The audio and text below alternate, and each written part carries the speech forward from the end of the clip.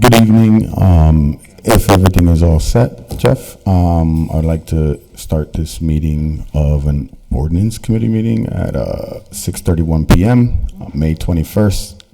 We have Councilor Vacan, Councilor Bartley, and Councilor Jenny Rivera that serve on the committee here in Chambers. We have Councilor Patty Devine in Chambers as well. And we have a lot of people in Chambers. So I'm waving to say hi to everybody. Thank you for coming. It's awesome to have you guys here. We're usually lonely, but today seems like it's going to be a great day. So with that being said, I'll entertain a motion to table item 1 because we're still working on building out the minutes of the last meeting. So everyone is here, so I don't have to do the online thingamajigger. So all in favor? Aye. Anyone opposed? Motion to take up item 3 out of order, Second. suspend rules. All in favor? Aye.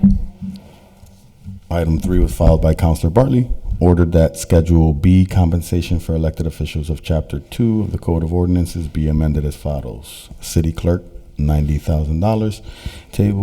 It was tabled March 19th, 2025. Councilor Bartley, would you like to expand since it was an order that you filed, or we can move forward, whichever one is possible? And then we have the city clerk here in council chambers as well. I'm sorry I didn't recognize you. Brenna Murphy. So please feel free to come forward or come to the mic. Whichever one you feel comfortable with. I'm not trying to tell people what to do. That's not my style. So, yeah, the floor. Dave, go ahead, and then you can give her the floor if you want. Thanks. So we just filed this order just to get a conversation going, and I certainly want to hear from. Brenda's got a lot of experience. Maybe you could just tell about briefly your experience, Brenna, and then the last time that you were given a raise. I know you also are going to talk about. You've got 2 other positions where you can talk about that. Just lay it on the public and tell us what we're thinking about. Thank you. Well, thank you, Councilor Bartley, for filing this order, and Councilor Rivera for putting it on the agenda tonight. As Councilor Bartley said, I am in my 12th year as the city clerk. I will be running for my 4th term. I have had 1 raise in 12 years. So I did reach out to some counselors, and Councilor Bartley was kind enough to file this order for me. I have gone through quite a transition from the first day I started as city clerk to now. A lot of election laws have changed. When I first took office, we did not have early voting. We now have early voting. We now have early voting through the mail, which has put a huge strain on our office, an extra workload. I did, right when I started taking office, explored some certifications that are offered through an International Institute of Municipal Clerks, which is recognized internationally. I have the highest designation that a city clerk can have, which is a Master Municipal Clerk. There's only 31 of them in Massachusetts, and I am one of them. So, yeah, I went as far as you could go with that. I also am the Registrar of Voters. I also now, a few years back, the governor signed into law some new public records requests legislation, and that fell on the city clerk as well. So not only am I the city clerk, the Registrar of Voters, but I'm now also the records access officer for the city. So every public records request that comes into the city comes through me. The police department has probably up to 20 public records requests a day that have to be funneled through me. It literally could be a part-time job. And then on top of all of that, we did just have a layoff, unfortunately, in my office. So at the end of this month, starting the new fiscal year, we will be down 1 person as well. So that's kind of it in a nutshell, but I definitely would be happy to answer some questions. And then real quick before I go out to the questions, and then the handicap stuff too, you manage that too, right? With the commissions of disabilities and all that, or no? Yes, Okay. yep. I know I've talked to you, I've talked to Councilor Bartley about that, going forward with doing renewal of, and I actually spoke to the chair, Lynn, over email the past couple days, and I'd be happy to take that on. Like I said to both of you, I think the best way to approach that is to kind of similar, which I worked with Councilor Bartley on that as well, with the resident parking. kind of created, I don't know if we'd necessarily need an application for ordinances, but do something similar where we send a letter every 2-3 years, whatever the committee chooses, and just let people know that, do you still need this handicap parking spot? Same with resident parking. We send an application as well as a letter asking if they still reside there, if they are willing, if they want to renew their resident parking. So we do that every 2 years. I know Councilor Rivera had mentioned doing every 3 years for the handicap. I think that's Councilor Ocasio's order, right? Yep. So I did actually, after our meeting this morning, pull all of the ordinances for handicap parking since the beginning of this year too. So I'm definitely on board with that. Any questions from the committee? And we have Councilor Meg McGrath-Smith, and we are on item 3 currently, just in case. I'm sure you noticed that, but just to be clear. We want to be transparent here. Councilor Bacon. Thank you. So we've had the Schedule B in committee for a while, and it encompasses a number of positions. So I'm having a little bit of a problem picking out one person because we've had it here for a while. I did do a look back relative to your position, and from what I could see from the records that were available to me, say back in 2021, we were paying your position $71,832. Right. And now between all the various stipends and certifications and the like, your earnings are at $91,000. Correct.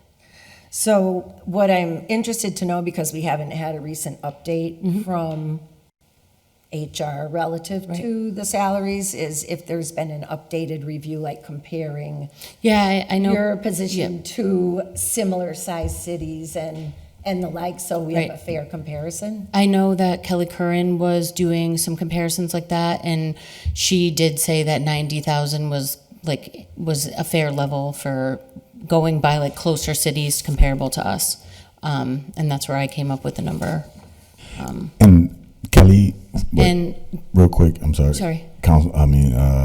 Madam President Tessa Murphy-Romboletti's online, and Kelly's online too as well, in case we want to ask questions and direct them to Kelly directly. Her hand is actually raised, but before I recognize her, finish. No, I just wanted to say to the point, when you said in 2021 I was being paid $71,000, that's what Susan Egan was making in 2008.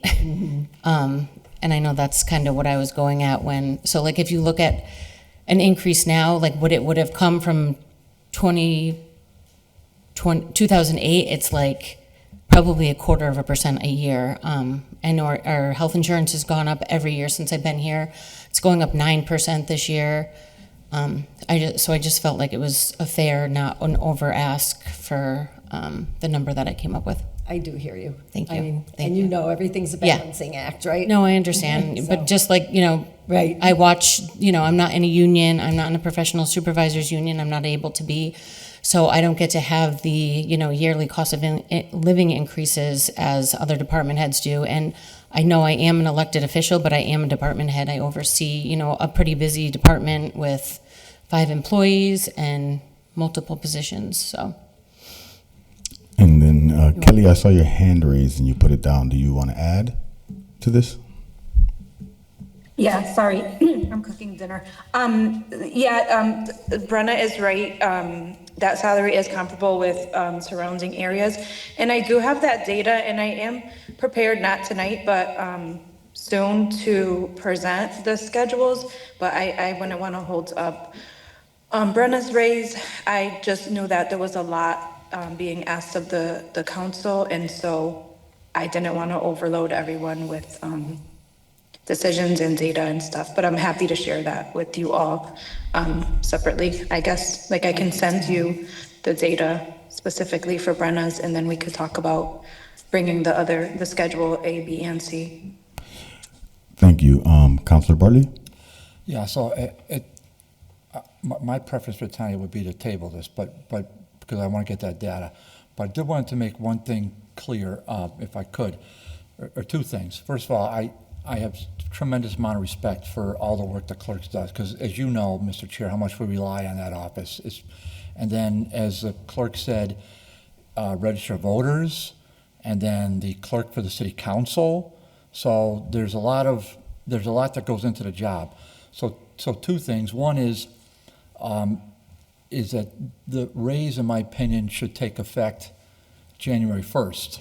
I wouldn't be super warm to doing it July 1st. I would not be warm to that.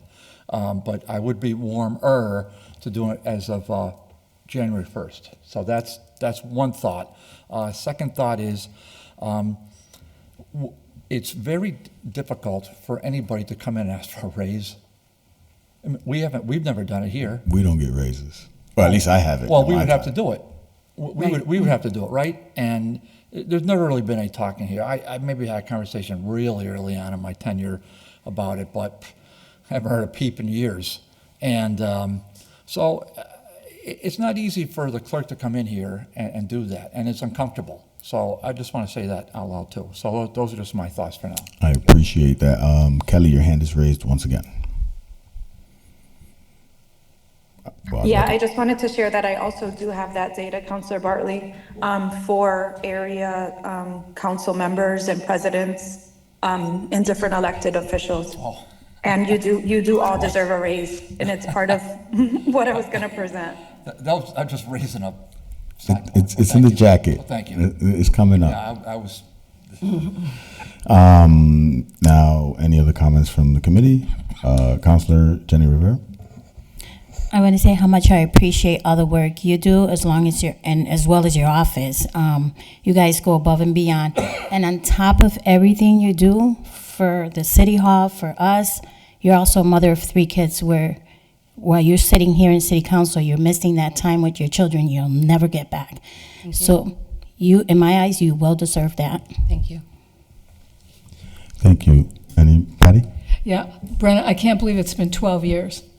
It seems like you No. just started, so Pretty wild. kudos to you. But I know how hard you work. I know what certificates you've gotten, and I know how well run your office is because of you. So I certainly have no problem if it came to a vote for us to vote for that raise. I'd prefer July 1st because of a fiscal year, but that's not my call. So, but I just wanted to compliment you. Thank you. Thank you. And for myself, I'll reiterate what's been said with regards to the role and you carrying out the role and the position and how vital it is to the city and us. And to be honest, the voting process, right? It's important that whoever's in the role really understands the process, so that way it's equitable and it's fair for everyone in the community across the board. I'm warm to whichever one. July or January. I see where January makes sense, because if you win your position and you start again day 1 in January, I see how that makes sense, but we'll entertain that conversation as it goes on. But preferably, I would like to hear possibly, what do you think, January or July? Well, I'm obviously going to say July. I figured that. I understand that I wanted to past open it up precedent for has you, been though. You this know? is a new term, yeah. Yeah. That's really what I thought. The precedent is the new term. Right. That's really it. So, sorry. All right, no, it's perfect. So I think whatever's the will of the body at the moment with regards to, Well, I'd like to lay it on the table until we get some more stuff, because council had questions about comparisons. And I'll second it. So I'll just go, I'm sorry, my motion is to lay it on the table for more information. Second. all in favor? Aye. Aye. No? No. So 3 yeas. I didn't hear you, Meg. 2 nays. 2 nays. 3-2, it's laid on the table for now. So, All right, then. So how long are we expecting? Because I have another meeting June 4th. she's got to give different info to us, right? Yeah, no, she's already done. She has it already. So We'll take it up when you take it up. I was going to say, I have another meeting June 4th. I don't kind of want to belabor the point, just to not have her keep coming in for every meeting. You know what I I don't mean? think you asked him anymore, do you? I mean, I know, but if don't it's think my she- salary, I might come in. it's up to her. So, No. All right, then. So we'll table it to the next meeting, June 4th, and for then, we'll be able to finalize it. thank you. Thank you, Brenna. So I'll make a motion to take up item 2 and open the public hearing. And I'll second it. All in favor? Aye. I just hear a lot of voices, and I'm hoping they're not all coming from the background. So item 2 is a public hearing. It passed by all of us to open up the public hearing. Item 2 is, time out. Let's take up can we take up item 2 and 18 as a package? 18 is a very similar order, even though it's not a public hearing. It's just to get it out the jacket. And 18 was filed by Divine Givner. Oh, We did hear from them, too. We did that already. motion to take up item 18 along with the public hearing. Second. All in favor? Aye. So, item 2 is the public hearing, that a public hearing be held inviting the Planning Department, Health and Conservation Departments, and the Ordinance Committee to hear the pros and cons of the possibility of including any additional wording to the Keeping Backyards Hens ordinance. Before we begin, present, because I'm just reading the order, it says that committee to hear, public hearing, hold, inviting the Planning Department. Anybody here from the planning? Anybody here what? From planning? No? Okay. Anybody here from Health and Conservation? Nope. Okay. Health did send a memo, which we can get to it at the next meeting after the public hearing is done. But now I'll open up the public, well, it's open already, but whomever wants to come up to the microphone around the Keeping Backyard Hens ordinance, feel free to come forward and Hi, good evening. My name is Christine Burns, and I have lived in Holyoke for just about 40 years. Actually, a little bit longer than that. And I. Christine, 1 second. Meeting, but I was, Christine, excuse me, 1 second, just address too.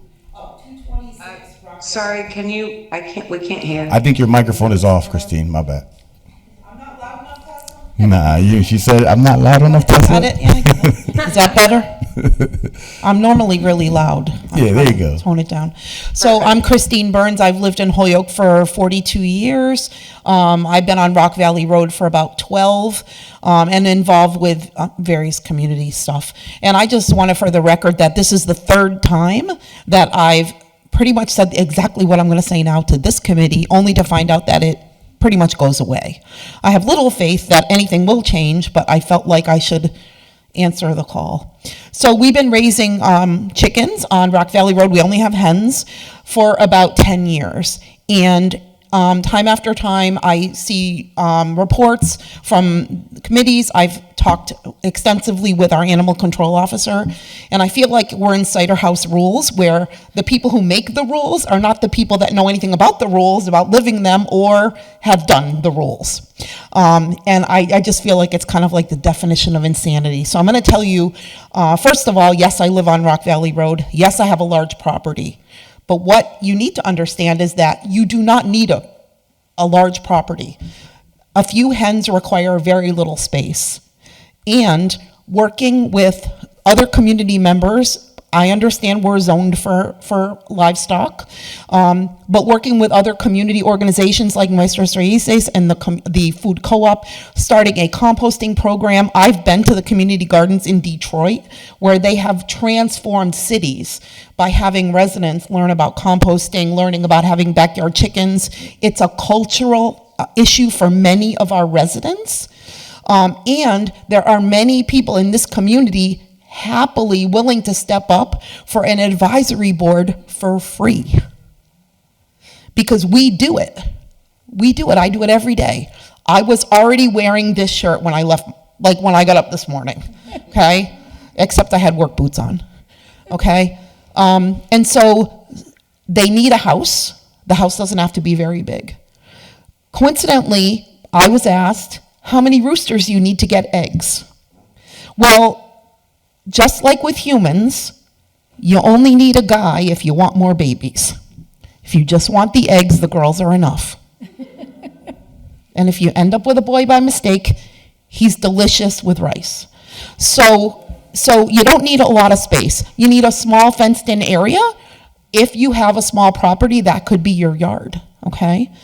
It's easy to compost chicken manure and hay. It's actually very beneficial to have hens in your property eating ticks, taking care of pests, and dethatching your lawn for free.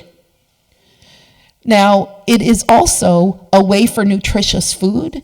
And I gotta tell you, for my own kid, it was a wonderful way to raise our daughter with an appreciation of where her food comes from. Because we cry over spilt milk and broken eggs, because we know how hard it is. So I would like this committee to not just have a public hearing, listen to what we have to say, and then table it for another 3 years, because that seems to be what happens. And I invite any of you to my house to see how it's done, to visit. And even anybody, people just show up anyway. Because, I'm already delivering eggs to City Hall once a week, guys. That's the truth. Except when the mayor's home, I go to his house. So I will answer any questions about raising chickens from the beginning to the end.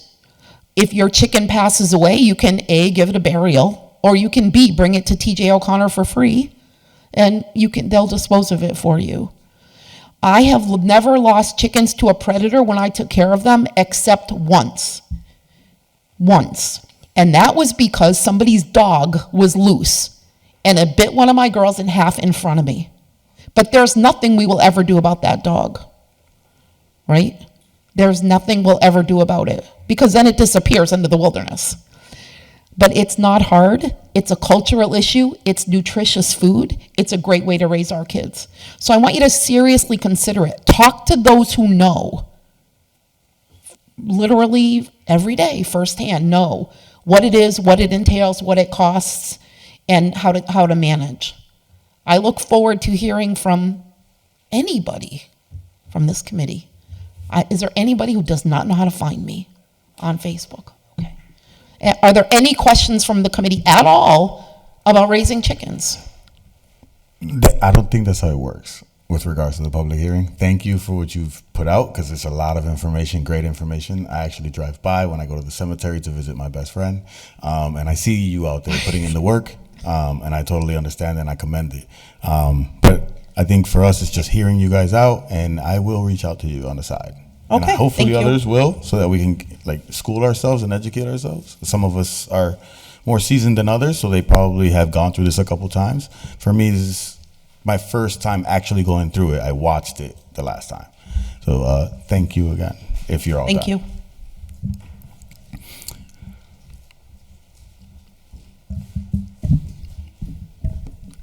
Good evening, everyone. My name is Mega Hernandez, and I'm an 18-year-old resident of Holyoke living at 245 Walnut Street. I'm here to advocate for allowing backyard hens in our city, a practice already embraced by many neighboring towns like Chicopee, Agawam, West Springfield, Northampton, Amherst, East Hampton, and Wilbraham.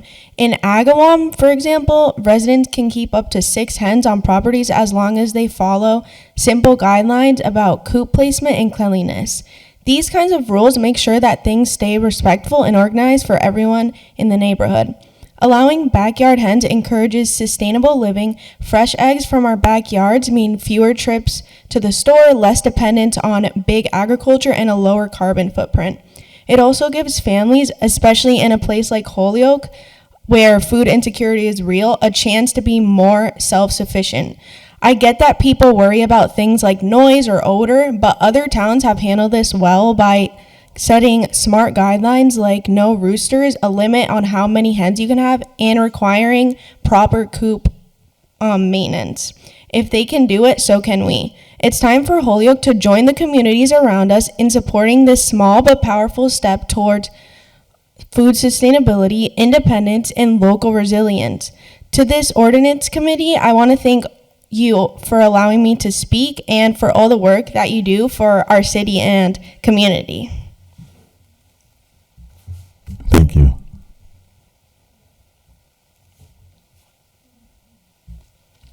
Hi, Libby Hernandez, resident at 245 Walnut Street here in Holyoke. And here we are once again in front of this honorable body to advocate for backyard hens.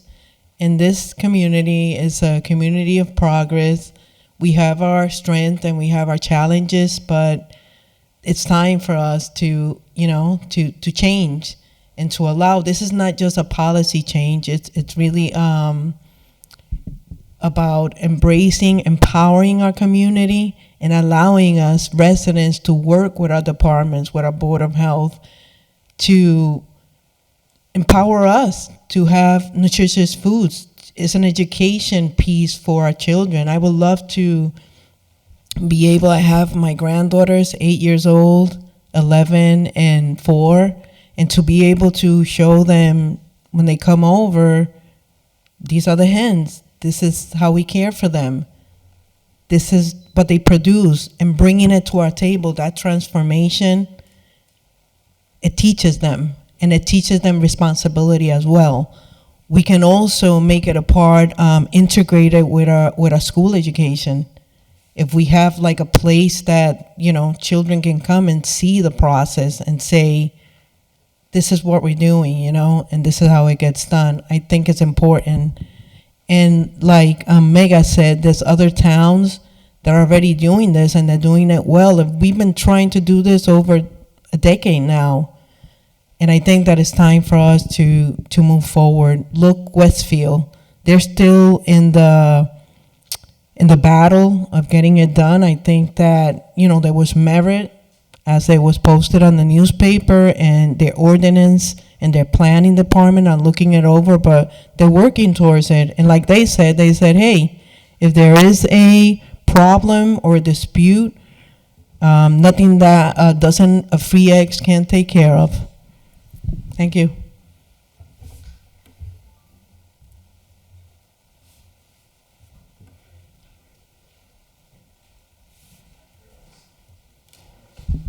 Good evening. I'm going to be translating for her, okay? Buenas noches. Buenas noches. Good evening. Mi nombre es Kirsis Pimentel. Soy residente de Holyoke por 12 años. Hi, my name is Kissy Pesentel, and I am a resident of Holyoke for the last 12 years. Vivo en el 219 de la Elm Street. I live at 219 Elm Street. A mí me gusta tener animales en mi casa. I like to own animals in my house. He tenido gallinas. I've had hens. Porque ellos interactúan con los niños. Yo trabajo de foster. I am a foster care individual, and the animals interact with the participants that she has, or the clients she has. Es una forma de ayudar a los niños a interactuar con la naturaleza. It's a way for children to interact with the natural habitat. Que no estén todo el tiempo con un teléfono, una tableta o un televisor. For the children not to be at a tablet or social media on a daily basis, but doing other things. Yo pienso que así como dan regulaciones para uno tener perros y gatos, pueden haber regulaciones para uno tener gallinas. Just like we have regulations to have a dog registered, that we should have some type of regulations to own, chickens, but allow us to have chickens. Porque siempre que uno tenga un área para ellas, que esté limpia, que tengan su espacio, yo pienso que sería algo para uno ayudarse con los niños. As long as we have space for them, meaning the chickens, and keep it clean and have an area, just specifically for them, it's a great way for the children, again, to learn and interact with this habitat. Gracias. Thank you. Thank you. Thank you. Gracias.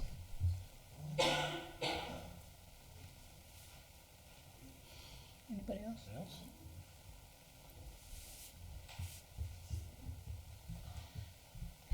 Hello, everyone. My name is Rebecca Lisi. I live at 25 Reservation Road. I, as a former counselor and ordinance committee member, have worked on chicken ordinance for many iterations through and with multiple iterations of council colleagues and community advocates. And I think that if you're interested in moving forward with an ordinance change, it shouldn't be very hard. You have turnkey legislation that we drafted that was broadly supported by the last Ordinance Committee and then put before the council, but it failed because the fees for starting up were excessively high, and we felt that it was prohibitive and inequitable to allow some people to move forward with these high fees, and probably those that need the access to hens because of food insecurity issues would be left behind. I think I would just reiterate that this issue started in 2011. It was a very interesting convergence of a cultural issue given Puerto Rican heritage and the sort of farm culture that many Puerto Ricans have brought to the city and the appreciation for the natural environment, along with, really at the time, it was like Martha Stewart, folks from the Highlands who, met one another and wanted to move this forward. So it was a really interesting coalition of folks who wanted to move this forward. It didn't pass. And then we revamped it in late 2020, started talking about it in 21, and we worked so hard. I really want to reiterate that I feel that we have turnkey legislation here. We thought very hard and long with input from the Board of Health director at the time, who had serious concerns about avian flu. And those concerns are still real, but because we had thought of small flocks of 6 hens, we felt that it was very manageable, and we also created a set of regulations that wouldn't be in ordinance form that the Board of Health could enforce through annual inspections. So the fees would be used to cover the registration and then the cost of having health inspectors go out once a year, perhaps the animal control officer, to do those inspections to make sure that the hens are being kept in a safe and clean manner and in a way that is also humane for the animals themselves. I still have all this information, and I'm happy to share it with the committee should you move forward on this issue. Thank you. Thank you. Anyone else? I think you're excited. I think you want to talk. I've been watching you. Just name and address. Name and address. What? You don't have to if you don't want to. Get off me. Please, get off me. Hey, Chulo. My name is Kyron. I live on Russell Road. I lost my dog, Bobby. My dog. He said, "Woof." And then Bobby said, "Hey, Bobby, go play fast. Go fast, boy. Catch." Whoa, okay, yeah, let's catch. And then my friend Jerry Snail, he said, "Ow, ow, that hurts."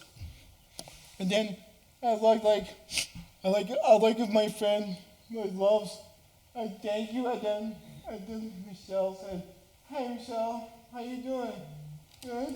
I'm so sorry about that. I got the Power Rangers like, oh no, is he Scoob?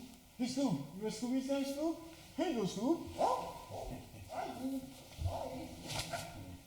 Ow, my nose hurts. And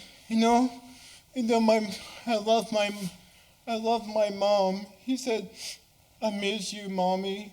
I miss you." He said, "I love you, mommy. I love you, baby. I miss you so much." He said, "Oh, big guy. I'm big guy. So sorry, big guy. I can't."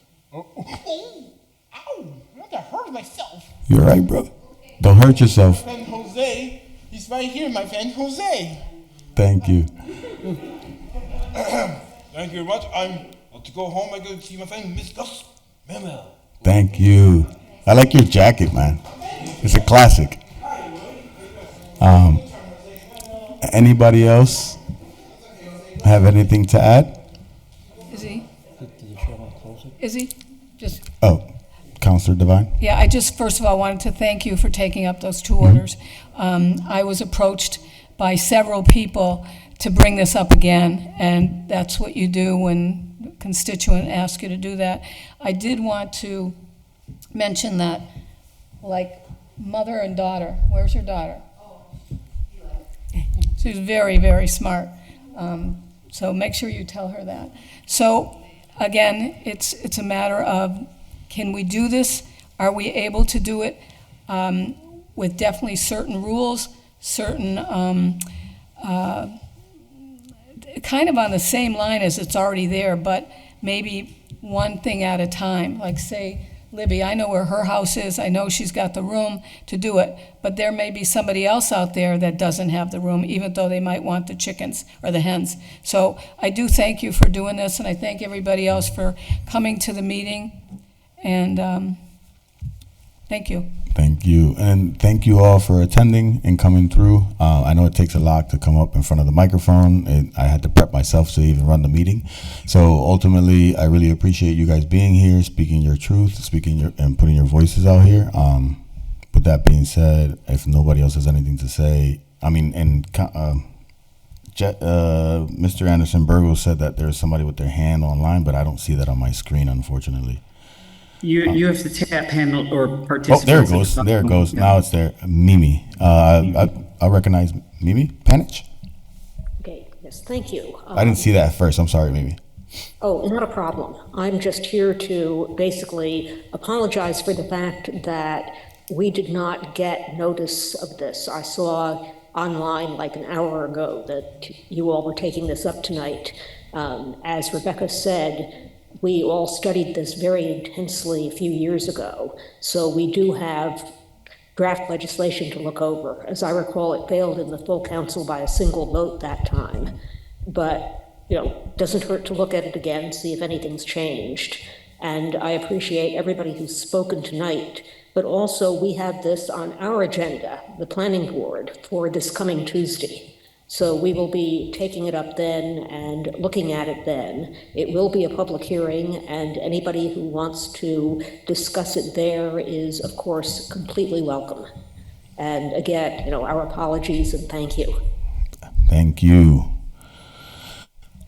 That being said, I entertain a motion from the committee to close the public hearing. I don't have a problem doing that, but can I, just for procedural Go ahead. sake? Go ahead. Mr. Chair, if there's a public hearing open in planning, can we close it now, or do we have to wait for recommendation? That's a good question, as a matter of fact. Got a lot of experience. So let's do this. Let's continue the public hearing until we get back from the planning. Now, I know you have, can I speak? Yes, go ahead. The reason I ask is that you've got a meeting in June 2nd. One of these days coming up, before, I believe. June. I have 2 in June. Okay.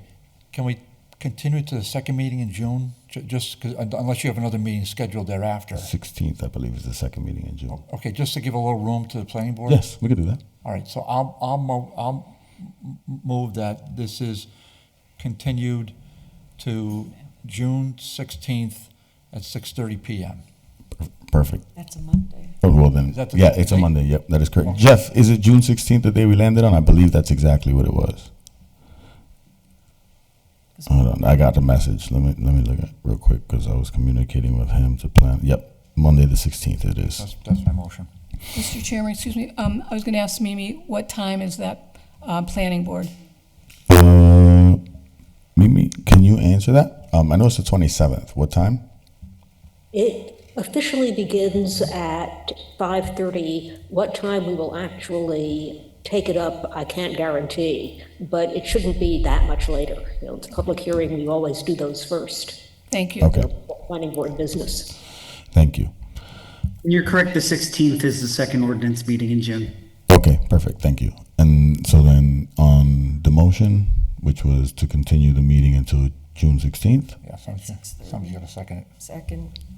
All in favor? Aye. Aye, so the meeting, the public hearing is continued to June 16th. What do you want to do with 18?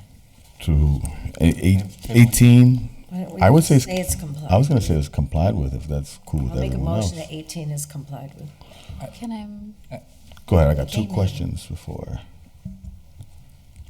It did come in, and we did chat about it, but I'm going to entertain the Well, questions I'll anyways. second it, but just for purposes of Okay, discussion. seconded, purpose of the discussion, Meg, and then Dave. So whether it falls underneath 18 or underneath the public hearing, I just wanted to request that by the next meeting, we had access to the draft legislation in our packet and also the documentation from the planning board from last time. So you're saying after the 27th documentation? Like, so for the next time we take this up, can that be included All of in it our being- packet so that we Yep. can review all of it? And I might even, on my own time, ask for some of the paperwork that was done in the past. All right, that works. And just to the chair, we got a late letter from Tim Rivers at the Board of Health, and we just got a late email from Eric Velez from the Animal Control. Yep. So we'll take that all up at the next Set meeting. those into the record. They should become part of the public record of the public hearing. Okay. Still open. How do you want, do you want to? I would rather take those up when we come up and actually, at the next time, and actually deliberate so that they can actually talk. For me, the idea with the public hearing is just allowing the public to express what they're saying with no counter arguments or any of that. The next meeting, we can deliberate and we can do all the counter arguments and all the other piece, because then the public can actually speak then in those meetings. Okay, Right, so- but we should read their letters into the record. Just not tonight Do we- necessarily. yeah, I was going to say not tonight. The Right, next meeting I'll do right, that. Yeah. Right, All at some point. Yep. And Mr. Chair, one more, I'm sorry, be a pain. No worries. It's no. We here. Well, like I told you about my situation. I know. No. That's for you though. I got No, you. I told We you. here. What I'll ask them to do is send their communications through Jeff, so they're on our next full agenda. Yes. So the whole public can see what their communications had to say. Okay, and then we can just do them, we can just move them back to And committee. for the public, it's just so you know, it's the same thing they said the last time. It's just. The last meeting we had, just with regards letters and to. stuff, but the public should see them anyhow. Right. They will see them. They'll get that. Okay, thank you, that's all I got. Councilor Jeff Anderson-Burgo. I mean, not Councilor. Jeff, your hand is raised. Yeah, just following up on the request from Councilor McGrath Smith. So what I understand you're asking for is the legal form that was considered last time, the planning board recommendation that the council had last time. And I'll also mention that I have the draft regulations and a draft application that the former Board of Health Director provided to the council. I believe Rebecca Lisi mentioned those having been part of the last process. Awesome. Thank you. And then Councilor Bartley, go I'm ahead. just gonna add one more thing, that Jeff add those documents Right. as a communication to the next agenda, so everything's laid out before us, okay? Awesome. Thank you. Well, the public wants to speak some more, I mean, Okay, so real quick.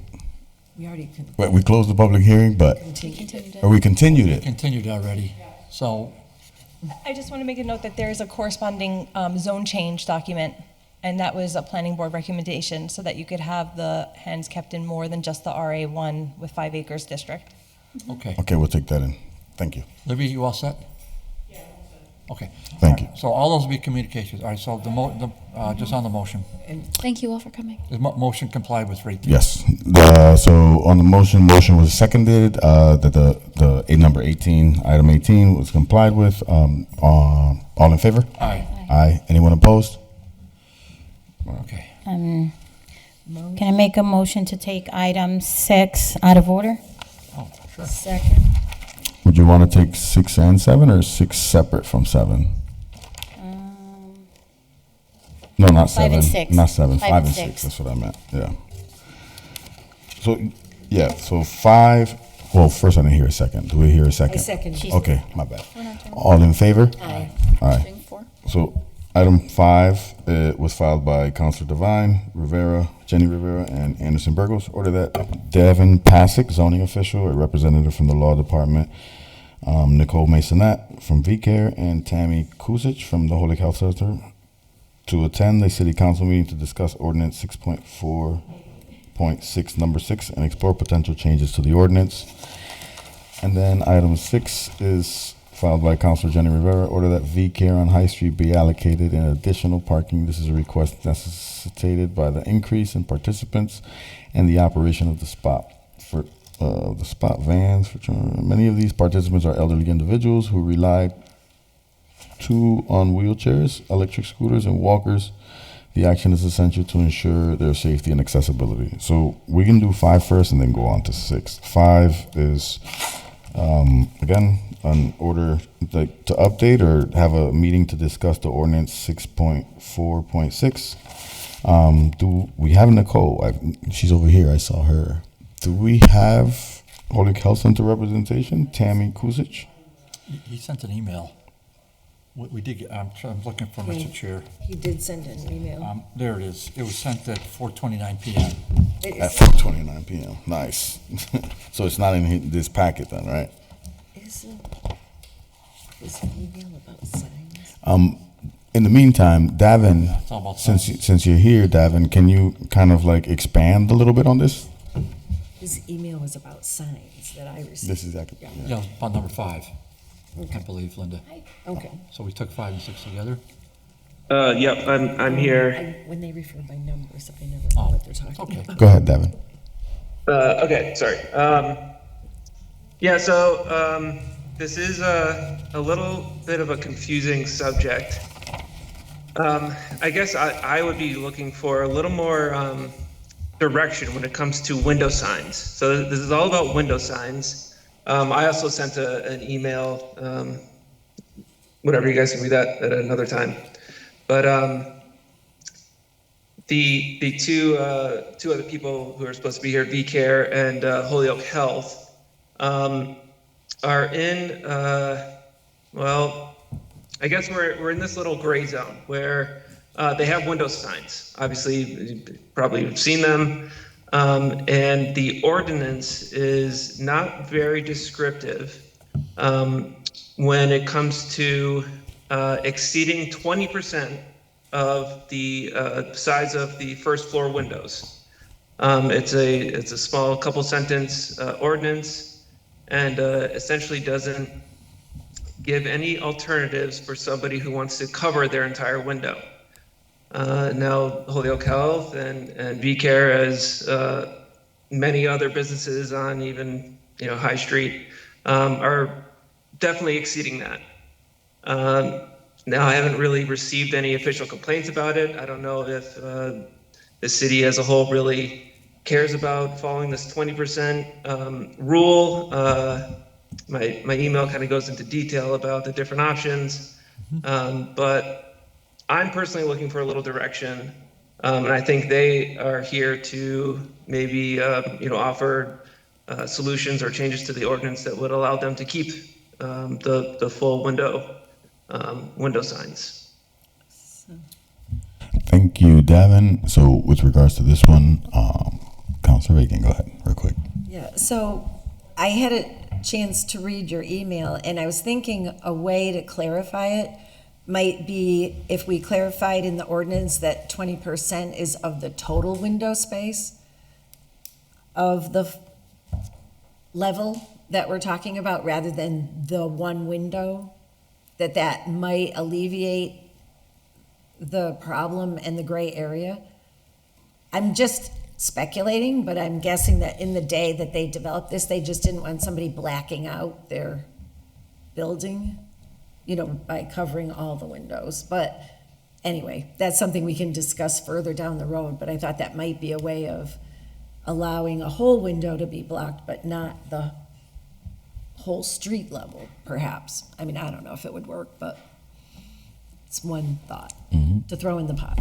Thank you, Councilor Reagan. Councilor Bartley? I'll just add 2 cents. The email is really comprehensive, so I want to thank Davin for that, and then, because he put some thought into it, I'll answer just the way I'm going to answer it. Why was this ordinance written? I don't know. Was it based on aesthetics, or was there another reason? I can only guess it was aesthetics. More importantly, what do we want to see in the city? And to me, somebody, a regulation like this, I mean, if somebody wants a business wants to cover their windows, I don't have a big problem with it personally. So if Davin wants to enforce this, I mean, it's one of those rules where I think it's on the books as like a stopgap. So, but if somebody's violating it, I mean, what's the penalty? I mean, does anybody care? So, I guess to me, it seems like, you know, we had the discussion. I don't really feel like right now that we need an ordinance change, because I read the ordinance and it seems like it reads okay to me. Mm-hmm. So it's kind of one of those things like we used to say in basketball, no blood, no foul, right? It just, if nobody's really being hurt by it, I don't see why we need to change it. On the other side of the coin, Mr. Chair, I don't want a business to feel like they're handcuffed and they're going to get slapped down by an ordinance like this. So I guess I could see either way, but to me, I would just leave it alone and just let Davin go on to other things that are more pressing. Thank you. I guess on my perspective with regards to this, it's hard for me when there's a policy in place and it's not followed. Because, not for nothing, I didn't follow rules and I went to prison for 5 years. So at the end of the day, like if there's a policy in place, whether it makes sense or not, and it's not followed, it kind of bothers me a little bit. Now, do we have to edit it to make it make sense? Not change the whole ordinance, but like if we're saying with regards to someone putting their signs and they're putting the services they provide on the windows, that makes sense, right? But if they're putting something belligerent on the window that everyone has to see on a daily basis, does that make sense?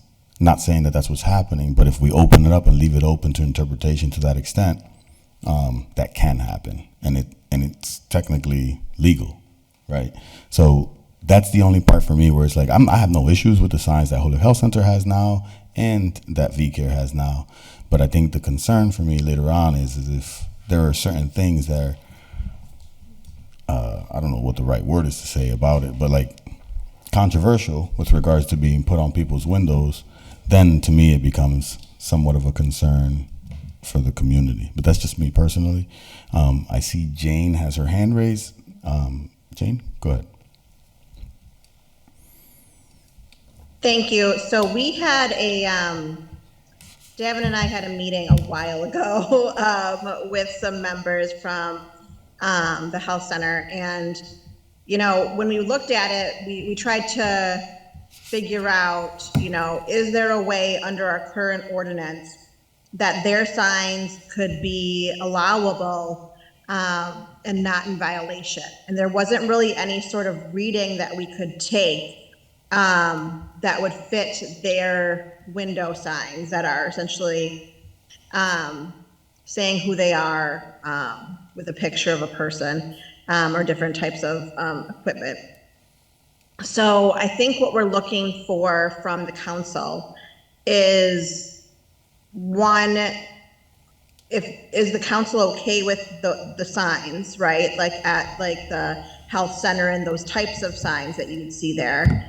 And if they are, then how should we limit those signs to make sure that there are not going to be anything that would be something the council wouldn't want on those signs? So we're trying to figure out, one, are those signs something that the council wants? Two, if so, great, then we can just need to figure out what type of language we want to put in the ordinance about that. Because as of right now, unfortunately, they don't fit into the any of that language in our ordinance currently. And I do think there has been, and Davin can speak more to this, I think there has been some questions raised about how can they have those signs versus other people not being able to have certain types of signs. Real quick before I recognize Meg, what are, if you can't, it's fine, but certain type of signs, can you use an example real quick? I'm gonna you mean the ones that would be allowable, or the people that may have been complaining? That complained, I guess. I'm gonna defer to Davin because he was the enforcement officer that was handling that. Thank you, Jay. Thank you. All right, yeah, so now we're going to the beginning of this whole situation. A business, actually a church that is now operating on Appleton Street, came to the building department to get signs permitted, and they wanted to to get a permit for window signs that covered the entire window. Now, this was a point where I said, unfortunately, the sign ordinance says it can't be bigger than 20% of your first floor windows. So essentially, you can't cover the entire window. And they said, well, there's businesses everywhere that have it. I'm like, you're totally right. There's a ton of them, and So they follow none of the them have rules. been permitted. Now you can take with that what you want, but they said, no, we want to have this, and I said, if you want to put in a complaint about any of these businesses, you're more than willing to, and they said they wanted to put a complaint in about Holyoke Health Center, and so that's how this whole thing pretty much started. And I sent the violation to the Holyoke Health Center, and essentially here we are. All right. Thank you for that context. Councilor McGrath-Smith. Thank you. So I don't have any issue with the way that the Holyoke Health Center signs look, and I'm aware of the VCARE signs as well. And I guess I would say my main question is around, is this because we're trying to name certain services in order to make, to promote their service that they're providing? Or in the case of Holyoke Health Center, I always assumed it was for privacy. And so would we rather have people brick up windows or cover them in some other way? Is that even allowable by ordinance, right? Like, can people just decide to cover their windows with boards that don't look great? So I guess You can't. I don't believe that's allowable. So then would someone like Holyoke Health Center who has to have some kind of privacy, can they just tint their windows out? And so we would then just have, instead of kind of nice, it almost looks like windows, the way that they've done it. I think they were thoughtful in how they used the images down the street there. Instead, they would be like tinted windows. And is that something that would matter more to us, that we would think would look better aesthetically than what is there now? My answer to that would be no. But I do agree that it is hard to create an ordinance, perhaps, that addresses exactly what we would aesthetically find pleasing without sort of ending up playing favorites. It might be hard to define. And I think there is a difference between someone who's trying to create something that sort of visibly looks like a window and also, is making clear what their building is, versus maybe someone who's using it in a different way to promote different services in their, related to their business. Thank you. Jane? Thank you. So as part of our conversation that we had with the health center, there was a discussion to Councilor McGrath-Smith's point about privacy and how there was a pharmacy located at that area. So they had wanted some sort of privacy related to that. But I think I wish someone was here for them to talk about this. But from what I recall, and Davin, please correct me if I'm wrong, they liked the window clings that they had on because it helped promote their brand, right? They had this brand idea of green and blue, and they wanted people to know when they saw those colors, right, that they were going to Holyoke Health Center, and it was somewhere that they knew that they could trust. And they talked about some of the different language barriers, right? But how someone walking would be like, that's it. That's where I know it's the green and blue. So that was that type of branding was also very important to them. So I think that's something, obviously, that needs to be taken into consideration. Like, obviously, yes, privacy, but to what extent does the city want business owners to be able to brand that much, right? And what type that would be. Thank you. Thank you. Councilor Reagan? Thank you. So in the email that we got from Davin, he said that in the ordinance, it specifies that it can't be a logo and it can't be a branding. So it can't be marketing. That is in the ordinance. It could be decorative, it could be art, but not marketing. That is specified. Right, so that's why we were saying, do we want to have some sort of exemption for even signs for people that provide public service, or something like that, if we wanted to limit it in a certain type of way. Let me recognize Councilor Bartley first. Go ahead. Oh, go ahead then. Just a quick question to Chair Davin. Davin, is there a penalty for this, for a violation in our ordinance is? Yep, yeah, there is. And it kind of follows the other zoning violations when there is one, but well, I don't have the section number. It's at the end of the sign ordinance. Pretty much the first offense is a warning with zero, no fine attached. But then there is a table of first, second, third, fourth offense, and then beyond. It can, in very intense situations, be up to $300 a day if it comes to it. But yes, there are violations and fines associated with it. All right, and then the only thing I'd want to do is, I guess I'd want to refer this back to the law department to get us some language, because I don't want to see this go on, Mr. Chair. I for one, have no problem with businesses that cover their windows with signage or whatever, but maybe other people have a problem with it, but I certainly don't want to see a business be penalized for their brand or whatever. And if a church is coming in, I mean, I think every church that I know has stained glass windows, which I think those pretty much cover up the windows as it is. So I don't see how this is negatively impacting the city aesthetically if we let businesses have freedom to do what they want. Thank you. Thank you, Councilor Reagan. Thank you. So I agree with Chair Rivera on this one. I think if we have the ordinance and we have a requirement, it should apply to all businesses, whether they're a service, non-service, whatever.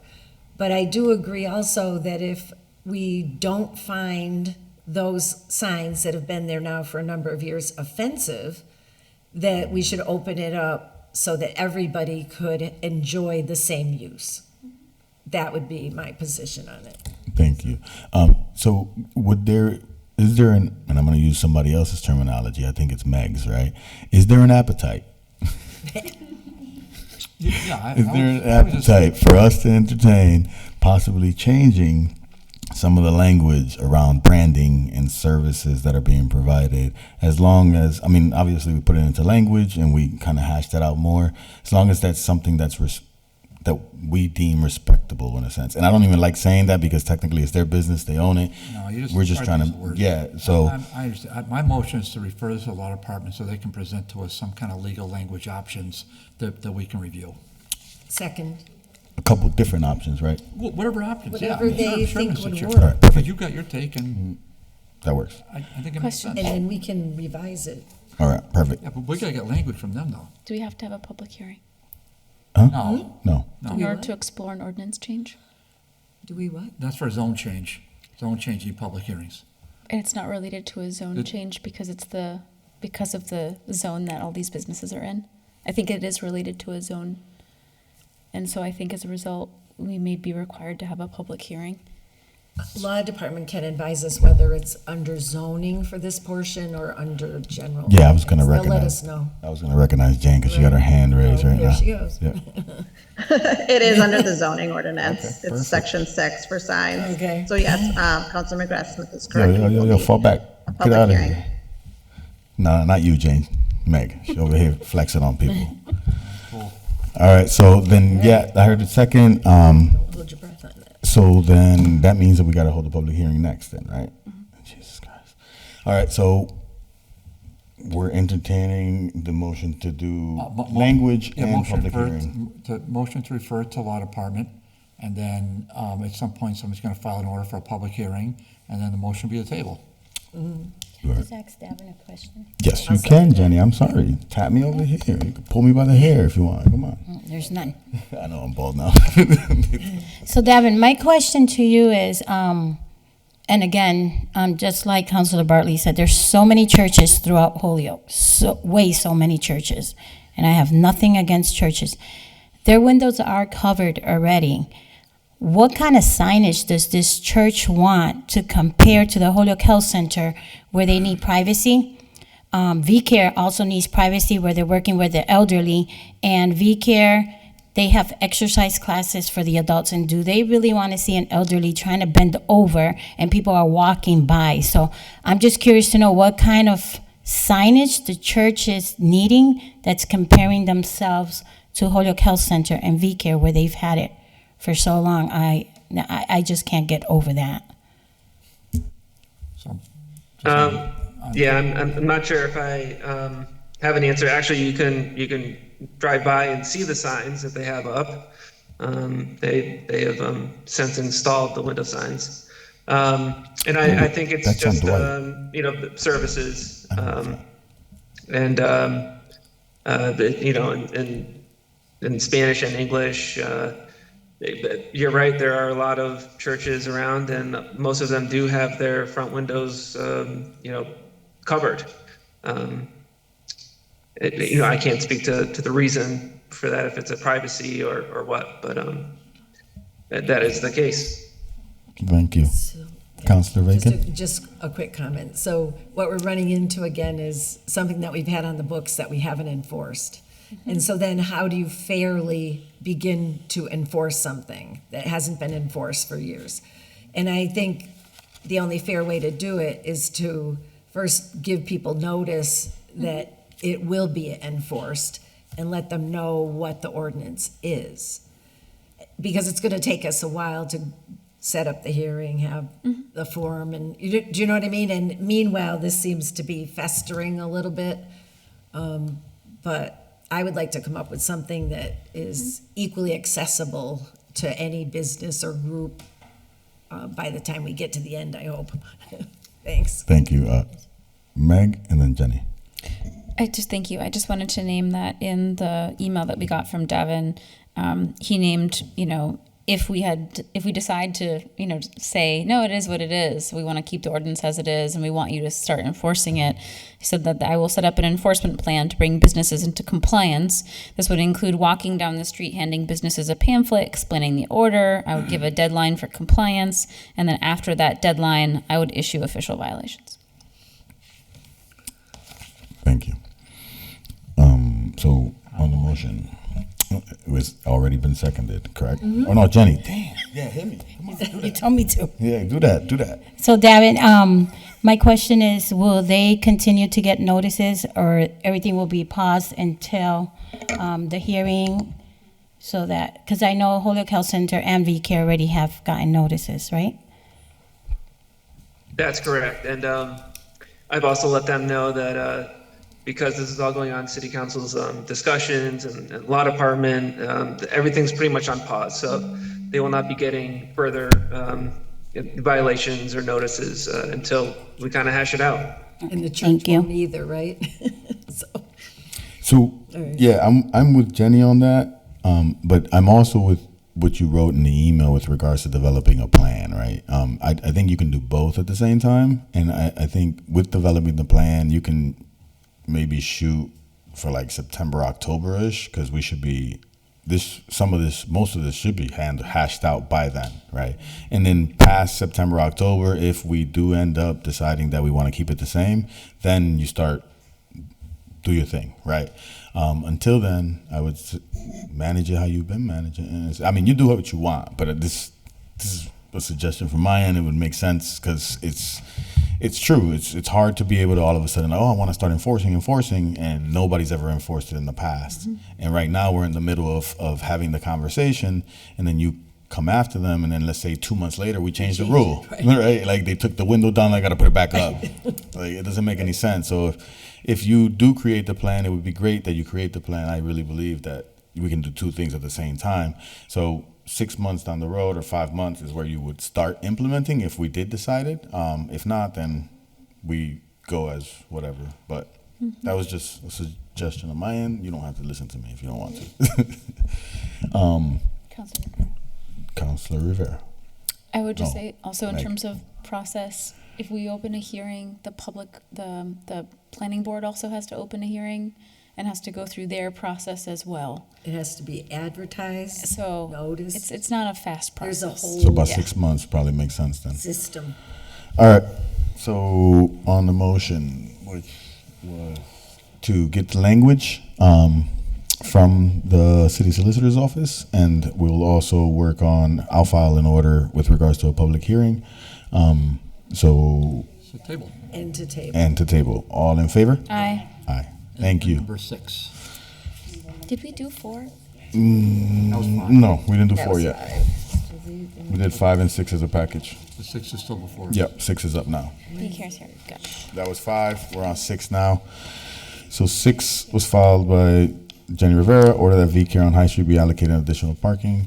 This request is necessitated by the increase of participants in operation of a spot, vans for transportation. Many of these participants are elderly individuals who rely on wheelchairs, scooters, and walkers. We've been in conversation about this. We took this up on another committee too. Oh yes, so we took it up first and we sent it to DGR. They had the conversation in DGR. I also met with the mayor and some representatives from VCARE regarding the parking space. There were a couple of different solutions that came up. Jeff gave us a sheet around where loading and unloading. I have to admit that at 20 feet northerly of Dwight Street, that's like gibberish to me. But he gave us a sheet for us to follow. But ultimately, the situation is, and to my understanding, is that VCARE first occupied the space here at Dwight Street several years ago when they started out here in Holyoke, and then since then they've grown exponentially. They've gotten more vans, more clients in a sense that they're servicing. So they're running into issues where they need more space for loading and unloading of the clients. And some of the issues around it is that most of the clients, and I've seen it myself, a lot of the clients are on wheelchairs or have handicap accessibility. I don't even like to say that, accessibility issues, right? So if we are asking them to park further down the street, just to walk or the wheelchairing from that space to the front door, it causes a lot of stress with regards to just traffic, people walking up and down the side street, the sidewalk. So they're looking for a solution to potentially get another identified space. I can't, again, and this is my understanding, and someone can correct me if I'm wrong, we can't necessarily assign them a space specifically, but we can dedicate a space for anyone that would like to load or unload within the area or the vicinity. That was one of the suggestions. So it's like adding another space, and at the same time allowing them, as they pull up, to kind of park where PVTA pulls up to as well. PVTA doesn't, they come and they go. It's just paying attention and connecting with PVTA with regards to their schedules and trying to match schedules where you're not conflicting where PVTA is pulling up and you're already in their space. Councilor Bacon, go ahead. That's a sort of a side That would be sort of off the books. That wouldn't be necessary. No. Okay. No, absolutely not. Well, it's not formal in front of us. No, it's not Is here. what I'm saying. What I'm asking. Real quick, just for the backstory, right now it's just informal. It can become formal. Okay. Yes, that is not what That's what I was yeah, clarifying. And so in front of us, we have to delete one and replace it with two. Again, I'll tell you the truth. This is Right? gibberish to me. This is gibberish to me. I'm not gonna argue. I'm not gonna. So if Dave. All I'm going by is delete and add. Okay. Because I don't really know. Mr. Chair? This is not a hearing for this particular issue, right? Is it or not? No. No, it's not. No. Thanks, Gladys. Yeah. So. Jeff want to say something? Jeff, was your hand raised? Go ahead, Jeff. Yeah, just to clarify, so that is based on the recommendation that came out of DGR, which was to change the one spot that they currently have, that's the hour in the morning and the hour in the evening, Monday through Friday, to being Monday through Saturday, 9 to 3, and then having a second space with that same measurement. Or Okay. So one is 20 feet and the other is 22 feet. I don't know. Yeah, so one starts 20 feet from the intersection and goes another, goes 22 feet from there, and then the next space starts when the first one ends. Okay. All right. All right. Now, thank you for that, Jeff. I wasn't getting a Thank you for visual. that, Jeff, because I was a little like, yes, Councilor Bartley. I'd be more than okay with extending their hours. And the DGR committee, I don't even think they even entertain the thing that I suggested, queuing up in the PVTA lane, which is a huge lane. But with a simple ordinance change, you could say PVTA and VCARE or some kind of other, so it would allow are you from VCARE? Yes. Oh, yes. okay, okay, that's why you were looking. Yes. Okay, I did not know, my apologies. No, that's my apologies. I should have recognized. You can. So the reason. If you want. You can come in right here if you want, actually. That's my apologies. I've been managing a lot. So I'm, is it okay? Yeah. Okay. So, and what's Nicole. Nicole, okay. So Nicole, the only thing I was saying is that I voted originally to support adding the one space, and that was after a lot of consideration because there's limited parking. I worked right over there in that same block for almost 9 years at 195. So I'm very familiar with the block and the parking situation that goes on there, and it's terrible. It is. And it's terrible for everybody. It's terrible for my clients. It's terrible for residents. It was just a bad situation. So to give up one space is just kind of now we want to expand the hours to Saturday. Again, I don't have a problem with that. But to add a second space Monday through Saturday, my thought was instead of doing that, at least on a trial run, to have your van staff be legally allowed to pull into the PVTA spot right in front of City Hall. Let the car idle if the parking space is full, being used, and then when it empties out, they can slide right into it and let people out. Now, maybe that's too complicated, or maybe that's too much work. No, that is what we're currently doing right now. So since we only have the one space available, we are parking here, waiting for that van to unload, and then the other one pulls up and. And that's not working out? It can, but some of our patients cannot be in the vans for a certain amount of time because it triggers their tics and it sets them off. So the faster we can unload them and load the other ones, it will be great. We also are causing a lot of traffic jam in the corner. Yes. So if we're waiting for that participant to unload, now we have our van, there's private transportation, they're also coming in. They don't know, we have been trying to educate them on, please, come here, wait for us to come out. It works some days, it doesn't really work. But we've grown so much that just the loading and unloading, we're just coming.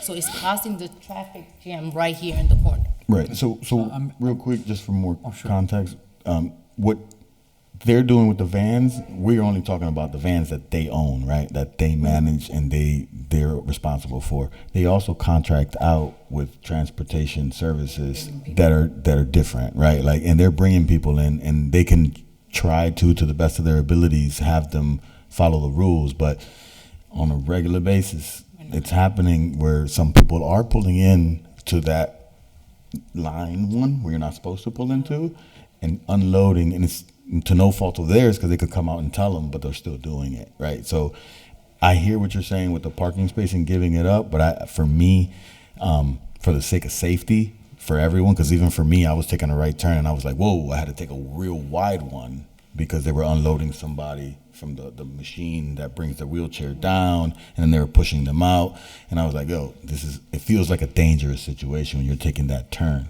Just because our wheelchair ramp is not like some wheelchair vans where it's on the side. Our wheelchair vans are in the back. So we take up all the space for the parking because our vans are so large, and now we have to take up another 3 to 4 feet because the ramp is coming down. In the back of it. And unfortunately, all of our vans have the ramp in the back.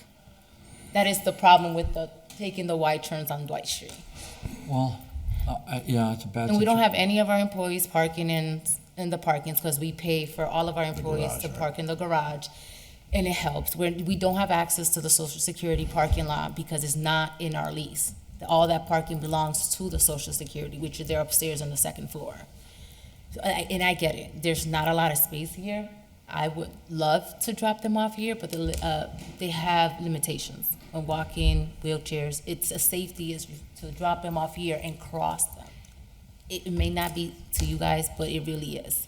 And then, okay, well, you're making a compelling argument. So I guess my last thing is, what happens when you expand some more? Right. Well, I mean, do you need? Well, we're are gonna you- probably end up having to move, which we don't want to, but if we get to where we cannot, then we would have to move somewhere else. I mean, that's gonna have to be a thought with your tenant, The landlord, yeah. with your landlord, and somehow they're gonna have to, They should really give you that back parking lot. somehow that's gonna Our have vans to. don't fit in that little parking lot. It's only 6. No, but for drop off and pick up. To drop in. And that alley is not really an alley, it's a street, we found out, so we explore some possibilities where our trash cans are in the back, which is really not like, nobody uses that space right there. But if we try parking, we get tickets. We were told it's a street, so we really can't. You know, we went trying options, like. You can't, were you trying to drop people off in the alley? No, so No, just, parking the just, van. yeah, Parking. parking, yes. So we wait there, but we can't be there. We can't, because we've gotten tickets. So anywhere we tried, we've gotten tickets. So now we even have our vans parking, like dropping off or parking down, and we paying the meters for our vans as well, just because we just don't have. And I can't park the vans like by the post office, because I know you guys have like a lot there. There's another lot over here, though. There is, but Right. I guess you guys only have like 15 spots, and I believe it's taken. I'm not sure, but that's what they would tell. I didn't know they were There's no assigned. I space thought they were available first come, in first that served. lot there, because it was explored too. All right, Okay, thank you. thank you.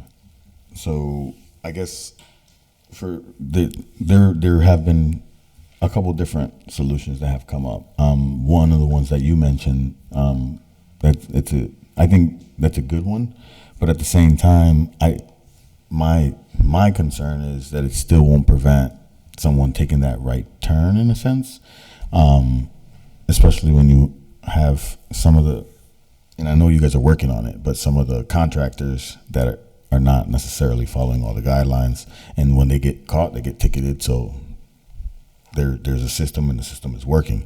That's why we're here in a sense, because you guys got a bunch of tickets, right? Weekly. So, And right now, the sign that's out there, the time is wrong. It's like, don't park between 8 p.m. or 9 p.m., but then, so everybody else can park. So we've had to have even the Carlos let him know, like, this is not a parking spot, even though they are following the rules, because you can park. Because the hours are wrong. So it's been wrong since the beginning. okay. Yeah. So that's another issue, because Carlos has to have had to tell people move. It's not a parking, but it's clear they're not violating anything because it's right there. But it was wrong from the beginning. So, will of the body, I mean, if it's up to me, I'd entertain a motion for the second space. And I'll be honest with you, I'm with you 110%, Councilor Bartley, with regards to parking spaces, also with allocating spaces, quote unquote, specifically for a specific business. Not my style, but for the sake of safety and the residents, in a sense, because a lot of the people that I have to say, although it's not an ideal location for the city, it is an ideal location for the elderly population. We have, within this space, we probably have 6 to 7 buildings that are servicing the elderly population, which allows for them, if they're able to, just walk here and go, because they have a lot of people that do walk too as well. And there are other people that get bussed in a sense. Some of them are because it's longer distance from where they're from, and a lot of other ones are due to handicap accessibility. But I'm just one guy, so. Yeah, I hear you. I think she's making a good argument. So we'll just have to kind of make exceptions for this point. So why don't we just say we'll recommend the ordinance changes as described. Do I hear a second? Second. All in favor? Aye. Aye. Thank you. Anyone opposed? No. And then if you ever get a satellite office, we can put it back. They do have one too in Holyoke. They have 2 offices in Holyoke. Yeah. They have one up by Save a We Lot. have on Well, South Street, which is our bigger location too, but we're almost full there too, which is great, yeah. And thank you. Thank you. Yep.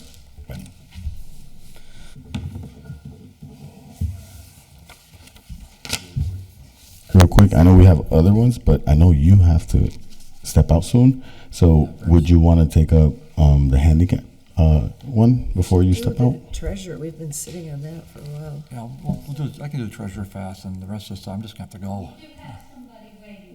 Yeah, that's the one. That's the one. What is that for? That's the disability one that I was talking about. The one that Counselor Bart. Which item? Oh, 10? Yeah, 10. The one Counselor Bartley and. Oh, okay. That's why I think we have legal language, don't we? Have legal We language? do have legal language, I think. Motion to take item 10 off the table? Second. All in favor? Aye. Item 10 was filed by Counselor Bartley and Counselor Ocasio.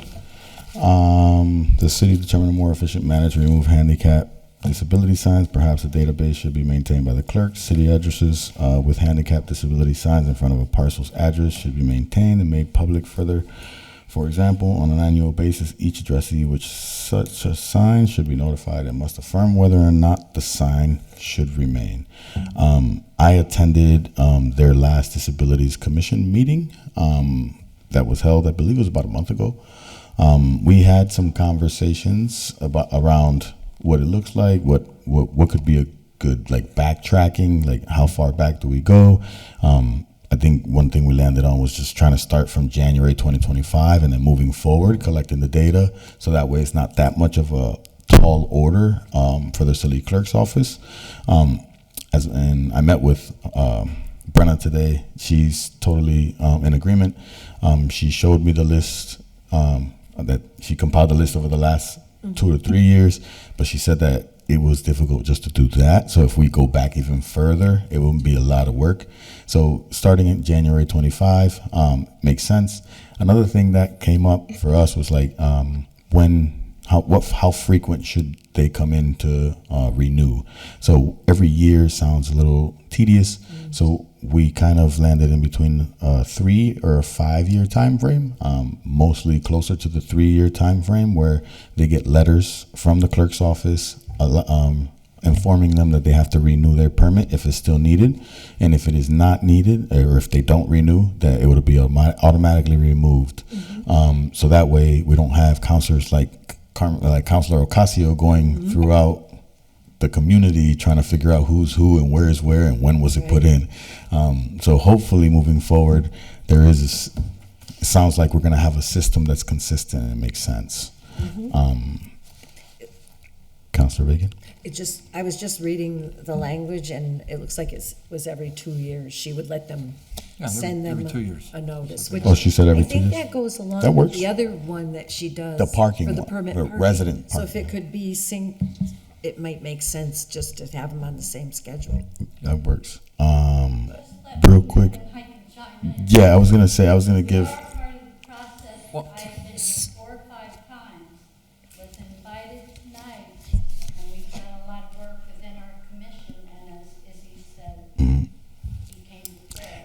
Lynn, I was going to allow the counselors first to chime in, and then I was going to see if we could recognize you. Right. I do have to go. All right. So, okay. Because last time we had a legal forum, Yep. and then to give Disabilities Commission an opportunity to look it over and consider it, we Mhm. tabled it. Right. So here we are to Yep. hopefully move it. Yeah, that's the idea. So if there's any. Okay. All right, perfect. Nobody else has any other comments on the council side? I'm good. And I'll entertain a motion to allow, I'll make a motion to suspend rules to allow the chair of the Disabilities Commission to speak. Second. all in favor? Yep. Aye. Thank you again, Lynn, for making it. Meg. So, yeah, so from our perspective, first of all, the way the Commission on Disability first found out that you were going to do an update to this process, and by the way, I think it's a wonderful idea. All our members do. So I'm not really sure why it's taken so long in terms of our contribution, but we have, just to give you a little background reminder, the way we found out in the Commission on Disability about this was Betty Larrabee, our secretary at the time, just happened to be watching on television one of your meetings and caught that it was on the agenda. And so once she brought that, once we had our meeting up, and then we proceeded to make a contact. Jeffrey Anderson Burgos, thankfully back then, shortly after, sent us what was going on and some of that information of what legalities he did have at that time. I did come and speak, maybe per Counselor Bartley, wherever he is, at the time and I did come and speak. And that was, again, a number of months ago. And all we did, again, and I have a copy of that right in front of me, what I spoke and said was, we are a part of the process. We absolutely agree with you all. And just please include us, and it took some time for that to happen. And then Izzy did come in, and I was just re-listening to Councilor Rivera's our discussion with him, and it was a good one. And I think he started to outline pretty much the same sorts of things. But if you don't mind, I would like to write, Betty Larrabee has been kind of the person I, as chair, have been delegating for this particular thing, though I'm in it as well, because she has a long-standing, almost 30 years on the commission, so she knows the bylaws and history as well. And so, again, most of those 4 items that I'll read real quickly, we talked with Councilor Rivera, with Izzy, about when he came in as well. And we just sent him, as he asked us to, after that meeting, which, by the way, was in March, so a couple months ago. Real quick, Lynn, not to cut you off, these are concerns that were brought up by Betty, or Larrabee. Yes, Betty right? Larrabee, Yes. the secretary, It's based not the same on as that. what she saw. Yes, related to that. It's just concerns. So they are, and I can send them out as well, but it is what, you can also listen to the recording of our commission meeting, by the way, in March 24th, where we actually did discuss that with Councilor Rivera. So they are, who will change and update the application form to include the notice. This document was originally written years ago by the commission and then approved by the law department. And again, I have notation on that after speaking with you, Izzy, that we all agreed somewhere in the 3 to 5 year range would make sense. And so what we're referring to with that first thing is what we came to is, yeah, there should be a spreadsheet. I mean, we have that information. And oh, by the way, I don't know that I have any power in this, but yes, absolutely give that poor woman in the clerk's office a raise, because this is something that she does. And we have talked with her, and I know that you also talked again today with Brenna about that, that they have There's a told us spreadsheet too. I know. I confirm they have the spreadsheet. spreadsheet. They have that information, and if we or you choose to add any information on that will help us go through this process and update. And yes, please make it more expedited and also sensitive to the dense populations of the city, that she has the staff to do it. We are all volunteers. And while we'll do our best in the process, and certainly as the other thing that we really appreciated from you, Izzy, was understanding that we have a place in the policy too, in the development, because we are the experts in the sense this is the life we live, let alone working within bylaws. state laws, et cetera, in terms of disability issues. So it sounds like the spreadsheet is going to be a doable thing. And we think it's a wonderful idea. Data and facts, can't beat that. It's right there. We look at, say, 5 years back, whatever, and again, the commission is absolutely agreeable, anywhere from 3 to 5, whatever you all decide works for us, to give us a sense of the already approved applications. So we kind of also discussed in that spreadsheet, and it is a lot. And this is why we wanted to speak too with you all. Density is an issue.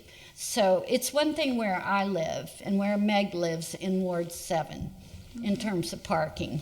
It's a whole nother life-changing event for not just the folks that are disabled, but for the able-bodied folks down there, because parking is a commodity at, pretty difficult to find down there as it is. So if we have issues, for instance, when we approve or disapprove a application, keeping it updated is a little bit tricky, because people can have serious cancer treatment that goes on for a while, but they may actually get better and be able to walk well again. You can have temporary sorts of disability. Then there are folks, sadly, more commonly actually, who are going to pass away. Aging process, long-term disability, etc. We don't know that if they don't tell us that. So that kind of checkup process is kind of component two that we're looking at, to make sure that that stays on track as well. And that's probably, we can get the spreadsheets, we can get that information. And I know Brenna is willing to help us as well on that. But then doing that kind of checkup, when, as he discussed with us as well, when and how often they renew, and what sort of communication from those who have the signs takes place, is going to be a little more complex because of the issues I've just stated. There are different types of disability, and then sometimes people just move, right? Or they change their contact. So then you don't have a way to get back in touch with them. So we know, looking at the law, there is somewhat of information there that they have gone by, or supposedly have gone by, in terms of renewal. But like all things, it's also, I loved what Councilor Bacon said earlier about how we have these laws, but if they don't get enforced or consistently, as Izzy has said, then things kind of go AWOR.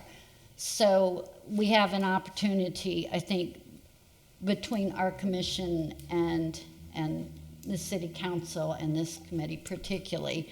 Might take a little bit of time, but we're getting there, I think, finally, to get a process that works within the times we are living in now. So back to density again, one thing too we also discussed at that meeting when Councilor Rivera came in was that it would be nice possibly, and Betty had also suggested, if we, because of the density issue, so Councilor Ocasio, like down where you are particularly, there are maps of these kind of things, and sometimes planning has it.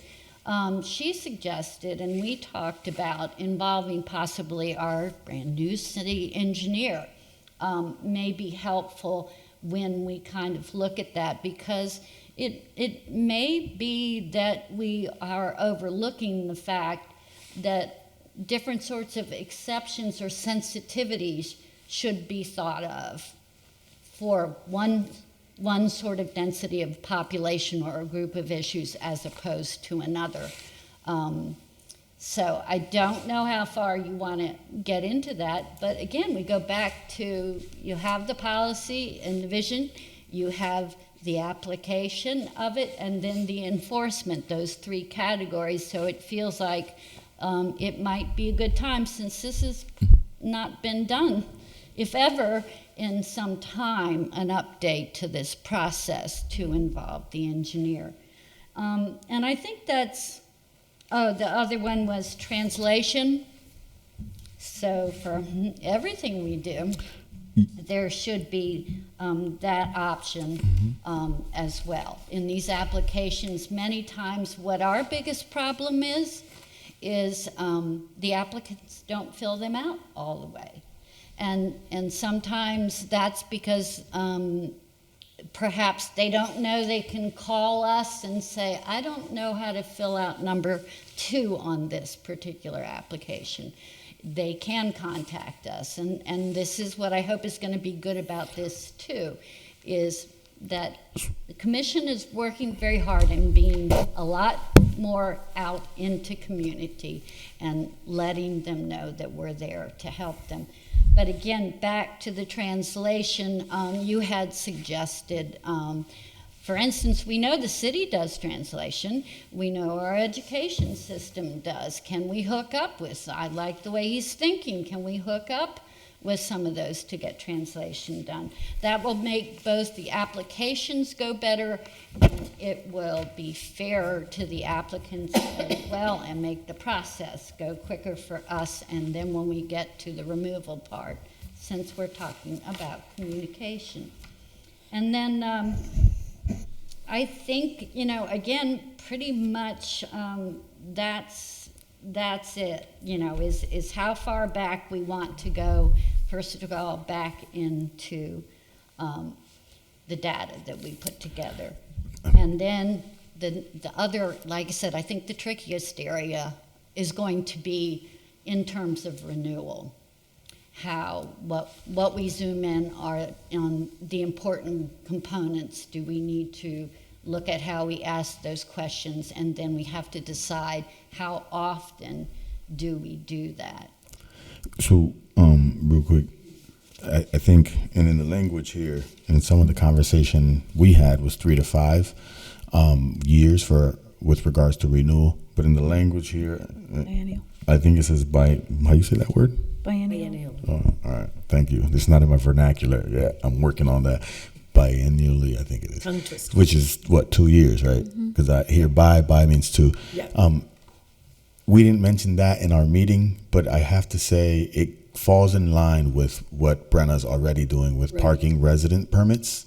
So to not make her job a lot more complicated, it might make sense to fall in line with that. So I guess what I would say is we will deliberate on some of that and maybe entertain that. But you had said about the questions on applications and being able to fill it out. When you say us, you mean the Commission of Disabilities? Well, yeah. Okay. I mean, yeah, really, because we do the initial approval, and it's going to fall on us, as far as I know, to somebody's got to be, in other words, checking in on that. So that would come from us and Brenna as well. Right. Right. Okay. At that point. All right, then. And Councilor McGrath-Smith? Thank you, then. I have 2 quick questions. Just in the ordinance language itself, in the first section where we amend section by adding the following sentence to subsection 5, and I don't know if it's just a stylistic thing, but I will say that the English teacher in me is struggling with there being no capital letters for any of the departments. Is that normal? Do we just we don't believe in capitalization in ordinances? Because I want capital letters for things like city council, city clerk, clerks, Department of Public Works. So I'm just wondering if it's possible to have those things capitalized, or if it's just a bizarre quirk of the age of our ordinances that we, by precedent, don't capitalize things. Only the city of Holyoke gets capitalized. Only the city of Holyoke. Okay. I'm kidding. So that was one. I know it's stylistic, but it is a preference of mine. I would love to hear from the commission, if biennial is okay, right? Is 2 years all right? If we do it every other year, does that sit well with the commission? And clearly, I think the commission should work with the clerk to draft the letter as well as the spreadsheet. And this item on the agenda, it really has two parts. It's changing the ordinance, but it's also really following up on what the database looks like. So if we end up moving this forward, I think that could be fine. But I also would want follow-up from the clerk when that process has been completed, after collaborating with the Commission on Disabilities. Councilor Reagan. Thank you, Mr. Chairman. So I think we heard I'm from sorry. the clerk tonight that. Give me 1 second. I'll be done in a minute. Yeah. I don't know what we're following because we didn't receive. Oh, no, you don't have the legal language, that's why. If anything. Go ahead, Linda. Can you give her a copy? Go So ahead. I think My apologies. I understood from our city clerk tonight that she was set with the database and the system. So I think we're in good shape with that from the collaboration that has taken place. So I think that is a very good development. And prior to that, it was really the ward counselors that were the ones tracking whether the space was being used or not. And so I think it's good that the collaboration has taken place, and I think the clerk's office is the right place for this to sit, and she agrees. So I think we're in good shape, and we held up to be sure that the Disabilities Commission could weigh in on what we were doing, and that ended up making it take a little bit longer, but probably a better process. Especially for us. So here we are. Thank you. So I'd like to make a motion that. Does Carmen still want to be recognized? Because I was.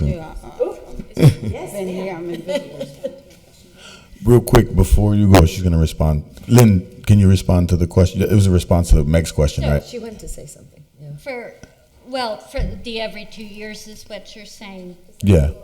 Yeah, well, again, technically, I can't say this without going before my commission. We meet tomorrow, by the way. So what? But my guess is that that's likely. Originally 3 to 5, and again, it also depended who's going to do this. Brenna's going to do it. Brenna's going to do it. I don't want to hold things up on that. But So- my guess would be they're likely to do that, but we do like to maintain that consistency. So I guess what I'm going to say, and I see Kelly's hand and Carmen is ready, but what I would say is we can, for the time being, if everyone's okay with it, approve it the way as is. You have your meeting tomorrow, and then if something changes, you can communicate that to us or to me, and I'll bring it up at full council when I report out, and then we can table it then so that we can change the language if it's if it's an issue. We all want to So that way we don't stop the process. Agreed. Councilor Ocasio? Well, the reason why I originally filed this order was because there's 5 handicapped parking space. They are not really being used on South Summer, right in front of Morgan School. So that's taken up 5 of our spaces for us to park, and we enough tight. I don't have nothing against anybody being handicapped or anything. Let's get that clear, But when I have to do somebody else's job or whatever, because I was the one that found out that these 5 people were not even there, I went to the management and got their names. I brought it back. I did my part. Yes, you did. But then everything was like, boop, stop. I did what they told me to do so they can remove those signs. At least I said to keep 2 up. One in front of Morgan School, right next to Morgan School, so when people come on South Summer Street, they have parking there.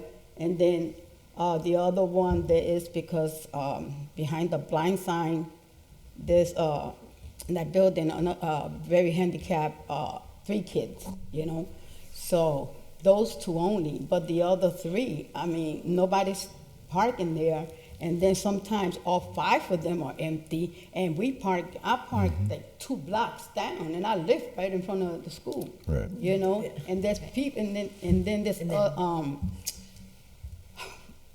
people that, you know, they have to park far and carry bags, you know, like myself, you know. I carry a lot of bags from 2 blocks down to get to my home, and it's not fair to me. There's 3 empty spots there. Nobody's using it, and it's not good, you know. And now because I've done that process, I learned that anybody can park in these parking spaces as long as they have the handicap plaques and stuff, right? That's correct. But that's another thing.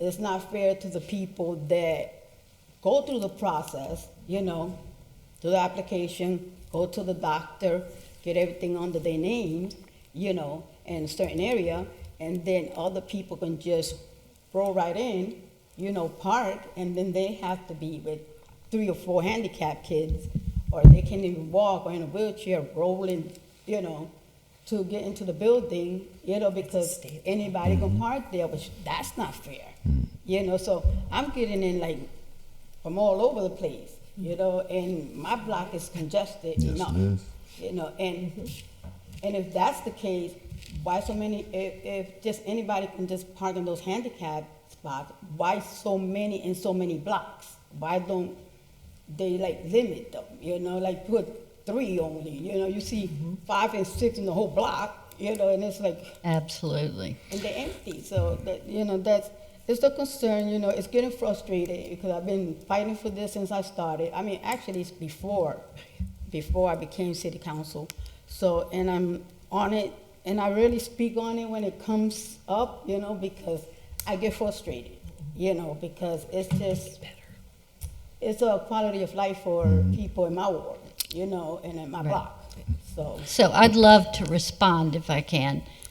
So again, since we first found out about this, and Carmen, I've been on not quite 3 years on this commission that's been operating for, you know, over 30. So believe me, I'm making changes. I'm going to keep making changes, and I'm right on the same wavelength. And as I said, you know, 7 months ago with you all, the first time I spoke here about this, that I absolutely get that. And that's why I hope too that we can talk to the engineer, look at density maps, so they tell us how many they should know between planning and engineering. We're doing this now on High Street and our plan, city plan for the future. We're looking at parking spaces. Every city does this. That information is there. Somebody's got it. So we should be able to use that and look at the situations like you're talking about. It's a no-win. And I will also tell you, as a disabled person who has not been able to attend a 4th of July event, my kids didn't get to go either. I can't get into my doctor's offices sometimes. I can't get into city events.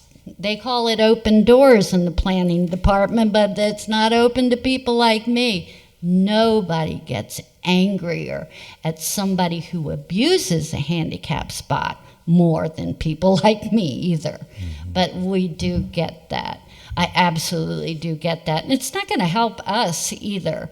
There's a logical way to do this, and that's why I'm really glad that they're addressing it. The only other thing I would say, and please, I am the sort of person you can email. I'm right there on the city site and ask about these things, and I'm pretty good listening ear for venting too, especially for someone like you all in your position.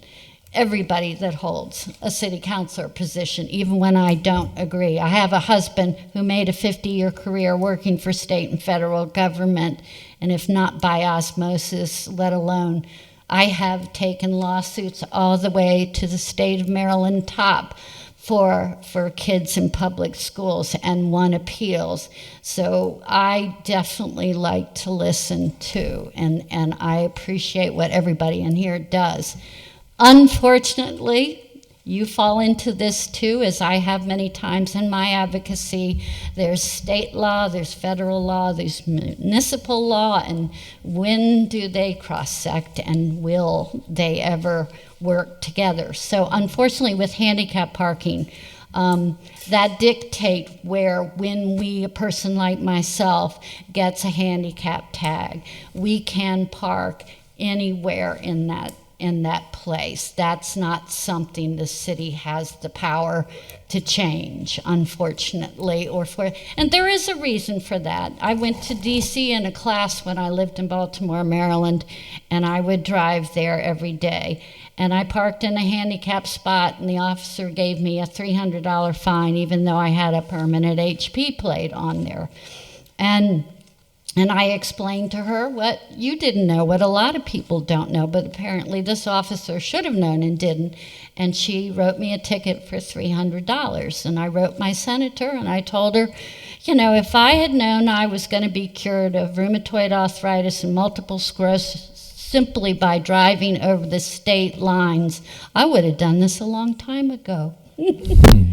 So there's a reason for it, but I do understand the frustration. We can't do much about that, but I do believe that there's a way we can work on your situation. It's ridiculous. It's gone on too long, and I think we're on the path to correcting it. And that's largely because of you. Yeah, so I was thank gonna say you. that. Thank you. I was going to say thank you, Councilor Ocasio, for the work you put in. Yes, you put in a lot of work up and down the street. My niece actually lives at the end of the block of where you live. So when I go over there and I see all the handicap parking spaces, I'm like, I know what Carmen's talking about now. Like, this is wild. Like, if there's a bunch of residents that live here, and some of the residents have 2 cars, like mom and dad probably have a car, or whoever else is living in the house. So parking is at a premium on that particular block. So yeah, again, thank you, grateful for this, and I feel like we're gonna get to what you're looking for, just not right now. It'll be like maybe 5 years down the road, because right now we're in the beginning stage where we're taking the data, we're creating the spreadsheets, And she's then gonna do the notices. and then eventually we got to find someone that can do the mapping piece, where she's talking about density and how many parking spaces should we have on that street. You know, so that's what I mean by like 4 or 5 years down the road. I'm a very patient woman. No, I believe. So thank you. Anything else from anyone else? Patty? No? I don't know. You just look like you had something on your mind. So I'll If you're entertain. ready, I'd Yep. like to make a motion that we approve the legal form and recommend it to the city council. All in favor? Aye. Aye. Did we get a second? Yes. Oh, Jenny oh, seconded. I'm Yeah, sorry. I heard it I on didn't hear you. Yeah. Oh, wait. Let's do that again. because your microphone wasn't on, so. Okay. I thought it was my ears. Second. Okay, all in favor? Aye. Aye. Yeah, thank you, Lynn, Thank you. again, and then thank you, Carmen. So where are we at? Hold on. Carmen Ocasio. File. Counselor Ocasio, my bad. Real quick, Motion to take up item 7, I believe. 7 is CAFO. Second. All in favor? It is the qualifications for the Right. treasurer. Oh, that's what I meant, yeah. Everyone said aye, right, for the all in favor? Aye. Okay. Item 7, filed by Councilor Bacon and Jordan. Order that the city council establish minimum eligibility requirements such as 4-year degree in accounting finance plus 3-year successful management experience for appointment as treasurer prior to the initial appointment if voters approve the appointment. I thought we had some language on that, but I don't. Kelly's online right now. I know we've done some work. I believe she has. If Kelly's ready, feel free, I guess, to kind of expand a little bit on this. And again, I put it on the order because I put it on the agenda because you guys filed it a little while ago. I'm trying to get some of this done before we actually have our joint meeting because looks like something that we could actually do ourselves here in ordinance. Exactly, Yeah. and. Yeah. Did you say CAFO and then treasurer, collector? Treasurer. I thought you said CAFO. No, I said CAFO by accident. I was wrong. It is treasurer. It's treasurer. Yeah, there's some draft job descriptions. I believe Jeffrey shared them a while ago, but I can pull it up now and read it. Hold on a second. We have it in the packet? Do you know? It's not in our packet tonight, but I remember seeing something in the past. Have a good night. Good night, Carmen. No, Counselor Ocasio. Good night, Carmen Ocasio.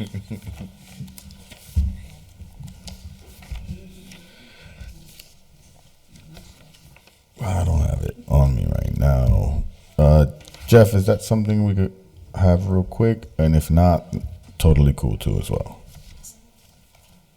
I have it up right now. Oh, can you so- share it then? So, can I just clarify?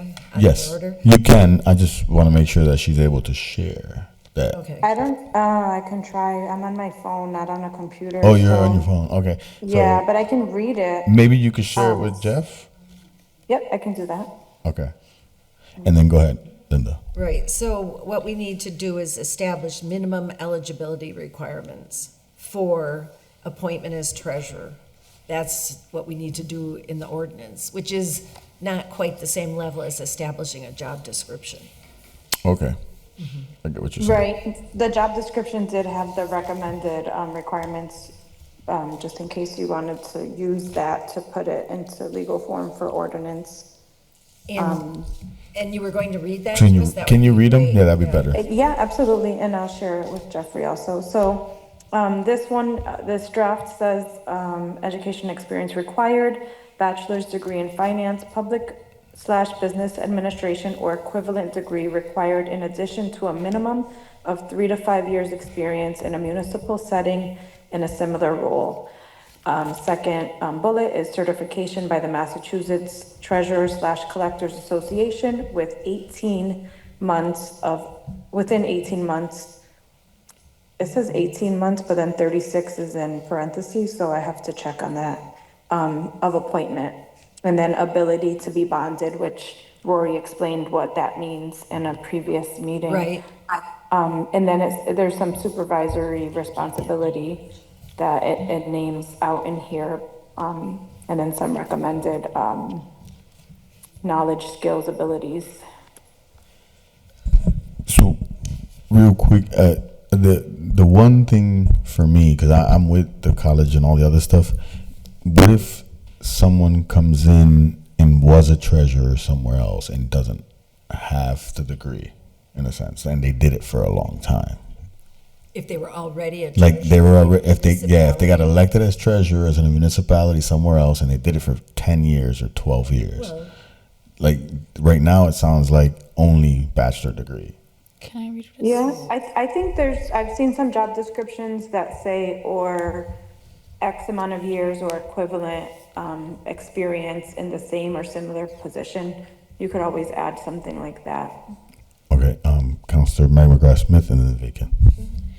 Thank you. The current language that's drafted in the Municipal Modernization Act has this language: the person appointed treasurer collector shall be a graduate of an accredited college or university with a degree in accounting, public administration, or business administration, or especially suited by education, training, and experience to perform the duties of the office. So that's what's in there right now is our current draft that I think at this point almost everyone has signed off on. No one signed off on it. Oh, this was the language from the draft that came in from Councilor Bacon and Councilor Jordan that I was reading. And I believe it's the same as the previous draft. And that could be language that you're not comfortable with, but that's at least what is in there right now is what we're proposing for the ordinance shift around this role. Councilor Bacon. So I'm not in any favor of anything that eliminates a minimum requirement for a degree, but I would be open to the idea of somebody with 10 years of experience in the municipal job as could be considered in substitution for the degree if they had been doing the exact treasurer's job. But the other part that was read that requires that the treasurer have municipal experience to even get the job, I don't necessarily agree with, because you could have a very bright person who's worked in the private sector that's going to bring more to the job than perhaps a person in the municipal sector. So I'm not sure that directly translates as a requirement to be considered for the position. That you had to have already done it to be able to do it. Well, It's sort of a so catch-22. the way I hear it, it's not that you have to do the exact role, but It's a municipal. something municipal though. Like it doesn't mean that you had to have been a treasurer, but something municipal in a sense. So in comparing it to Somebody the who was an accountant. right, but You know. you can be an accountant for a private business, and it is totally different in accounting for a municipality than it is a private. So you'd be learning all over on the job. True, but if you've never been an accountant, then to become one Yes. on the job would be even harder. Mhm. I mean, just making a point. No, I get what you're saying. But anyway, it's a little hard to do it without seeing the words Mhm. in front of us, but I do think we have to have the treasurer in some of the documents that I've seen is being graded higher than the other accounting positions, which I don't necessarily agree with that, but it is at least as high, and all those other positions are requiring degrees. So we need to be consistent, in my view, in our eligibility requirements. And and if there's anyone else that wants to chime in, let me know. But I agree with regards to being consistent in the requirements. I think the only reason why it's a little bit inconsistent is because it's been an elected position. Correct. You know what I mean? Well, So whoever got the most yeah, votes, whoever no got matter the what. most votes. So now that we're changing it or altering it, I think for us it's kind of growing to that. I'm with the requirements around the degree stuff, but at the same time I'm also flexible where if someone has been a treasurer somewhere else because they got elected to it and they've been doing it and they have the acumen, Successfully. yeah, they have. Remember, we've had a lot of treasurers. I understand that, and they had degrees. A lot of them had degrees. Necessarily. But All right, a lot of them had degrees. But So successful. To me, it's about the acumen, right? It's the acumen, the background. Like, what are you putting down? If this person was a treasurer once and they did 5 or 6 years or 8 years somewhere, and you reach out to their supervisor and they're telling you that yes, we had a good experience. He helped us grow So that would be exponentially. the substitution Right. for the degree. And Right. I found the language. Oh, good. There we go. Dated February 10th, 2024. Draft ordinance language for city treasurer qualification section.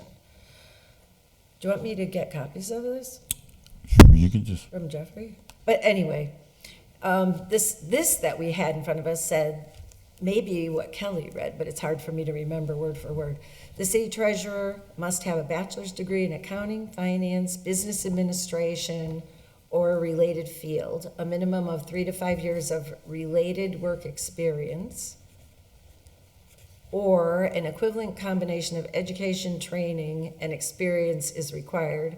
Furthermore, the city treasurer shall obtain certification as Massachusetts municipal treasurer and tax collector within 3 years of appointment. So that must be the 36 months. 36 months. Yeah. And possession of a valid Mass driver's license is also required. And then I had a note under it, bonding, which Kelly spoke to tonight. And on my own copy, I had marked up some edits that I would like the committee to consider. Because I did add in where it says related work, I put work/managerial experience. And I eliminated the equivalent combination of education, training, and experience because what does that mean? It doesn't mean anything to me. So in my mind, it would have to be more specific. And we already specified a minimum of a degree and 3 to 5 years of related work experience.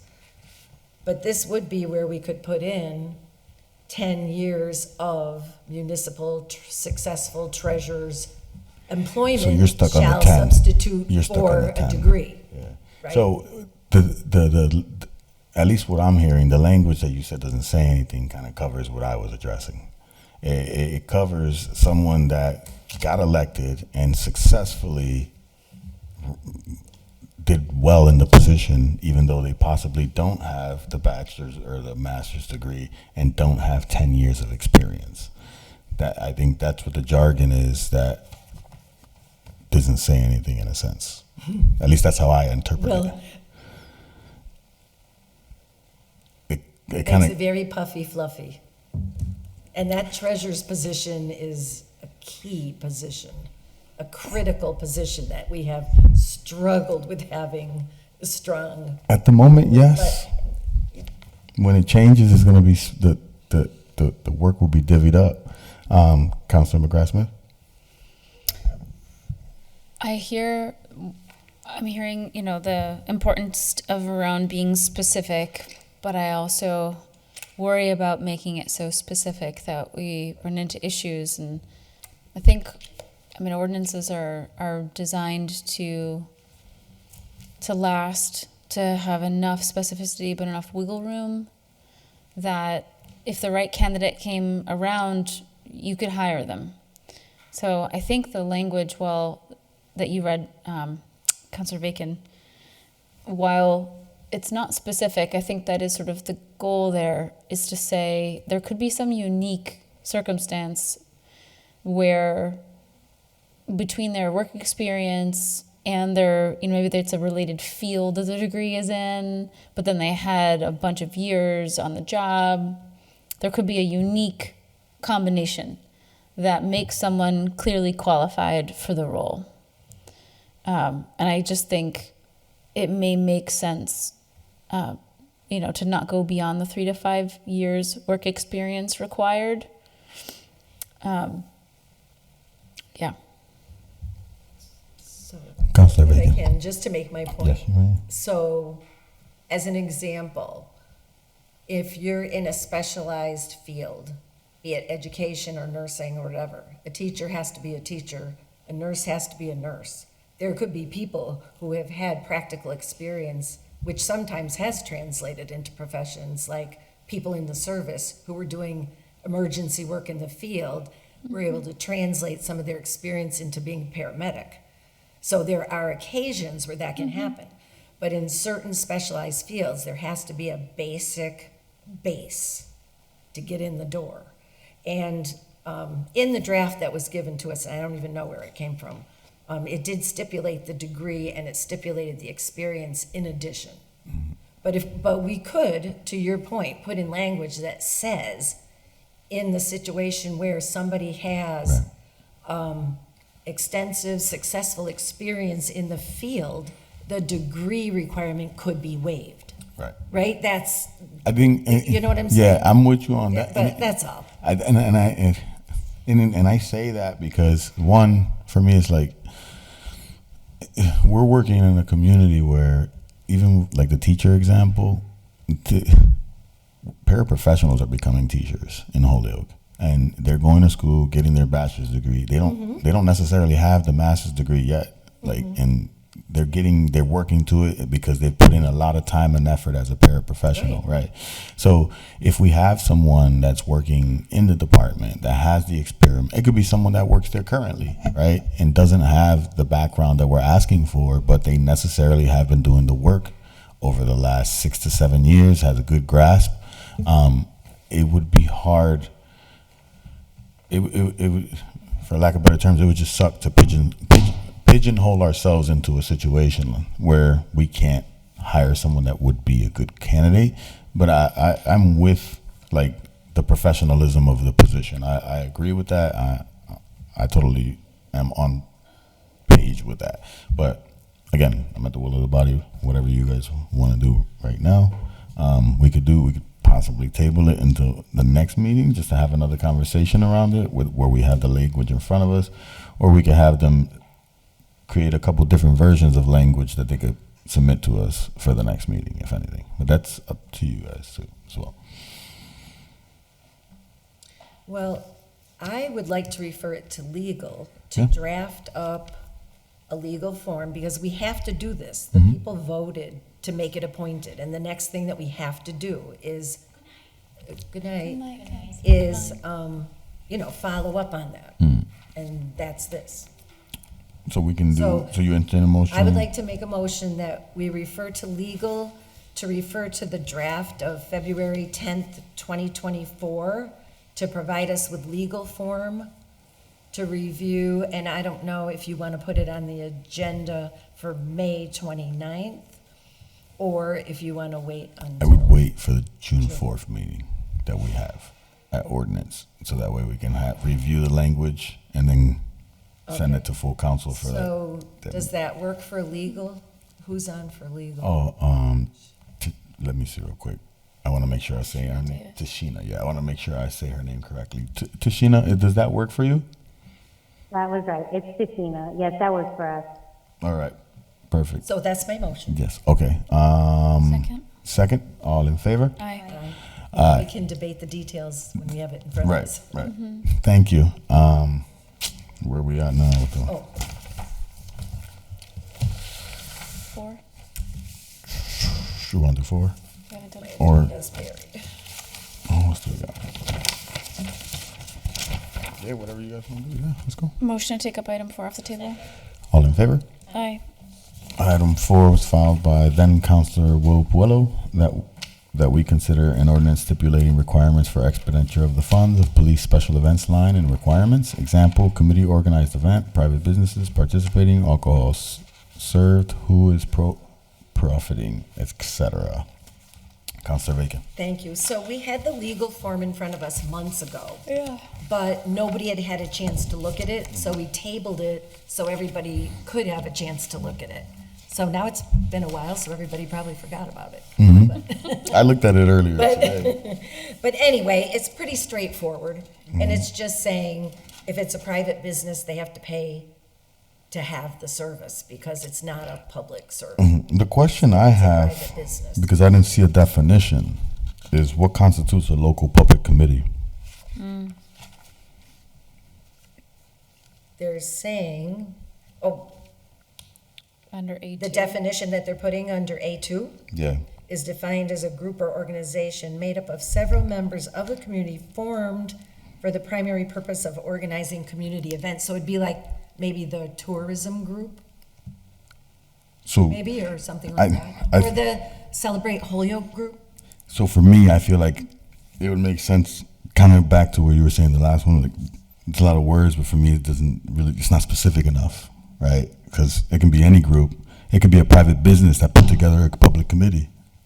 A private business. Not a public committee. Well, technically, they can all come together and create their own events But and then make it public. Private. They're still private.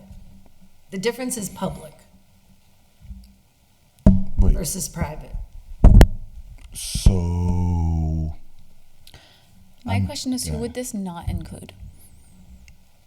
A private business who's having an event that wants a police presence needs to pay for the detail. But they usually pay for If it's detail a private already. business.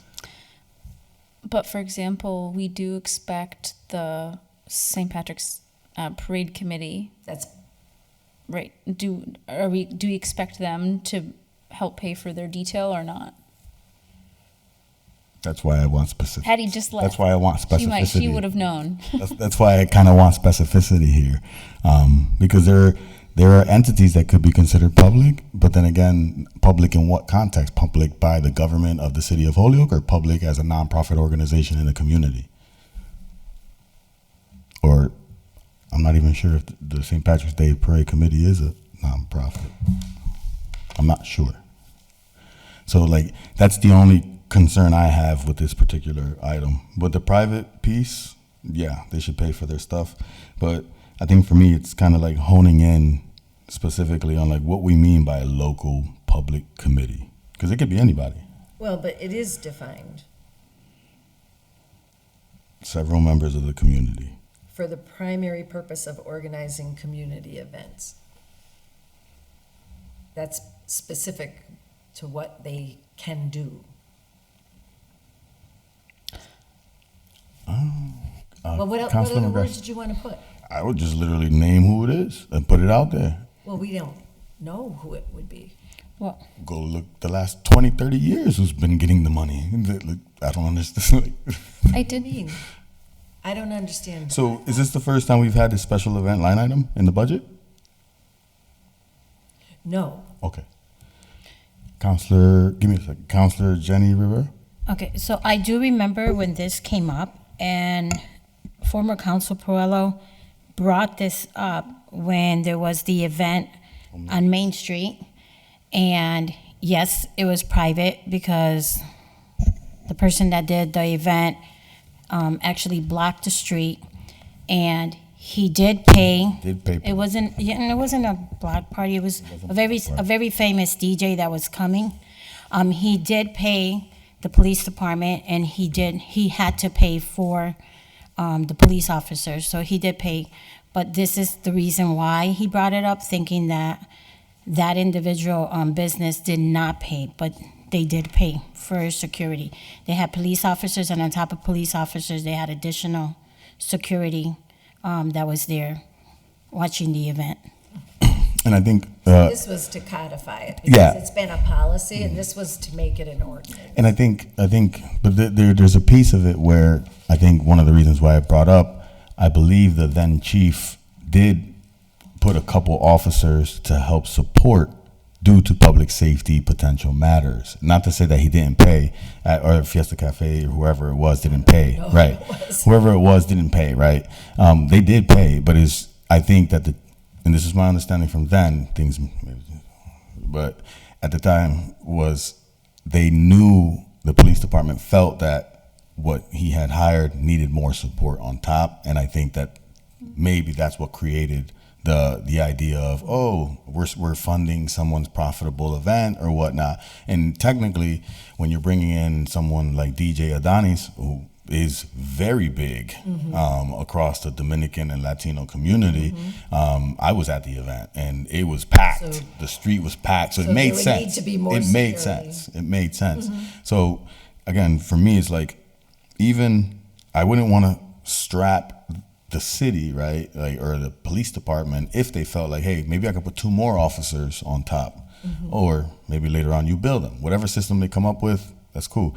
But it's just trying to figure out what's the best way to put this forward. And yes, kind of like stay to the intent of the order, but at the same time create some flexibility for the police department to be able to take the Right. initiative to say, hey, Well, I don't think any ordinance like this that is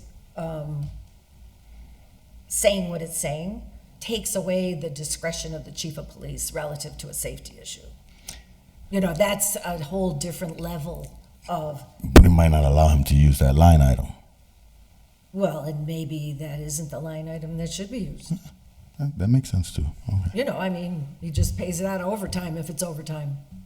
You know what I mean? It's like, we're not asking him what beat he put the guy on, You're right. right? I mean, that's his discretion. I mean, in my mind. No, I agree with I mean, you. we're not trying to micromanage the police department here. Nope. Councilor McGrath-Smith? Thank you. So underneath the current police budget, which we'll be addressing soon in a hearing, parade weekend overtime is specified as a separate line item from regular overtime or elections overtime. There's also a line item for special events overtime. Oh, so it's a separate. They got their own line. And I think, I think there's a desire from the current chief to increase transparency around where overtime is going and to create different line items as a result. Last year, we had $59,950 spent on overtime parade weekend and $52,998 spent on special events overtime. That was the previous chief, and that's because we kept bugging him about the overtime. But one thing though, I don't have any issue with what's here. I just don't know if it actually goes far enough to address the issues that I think the maker of the order presented. I do remember when it was presented.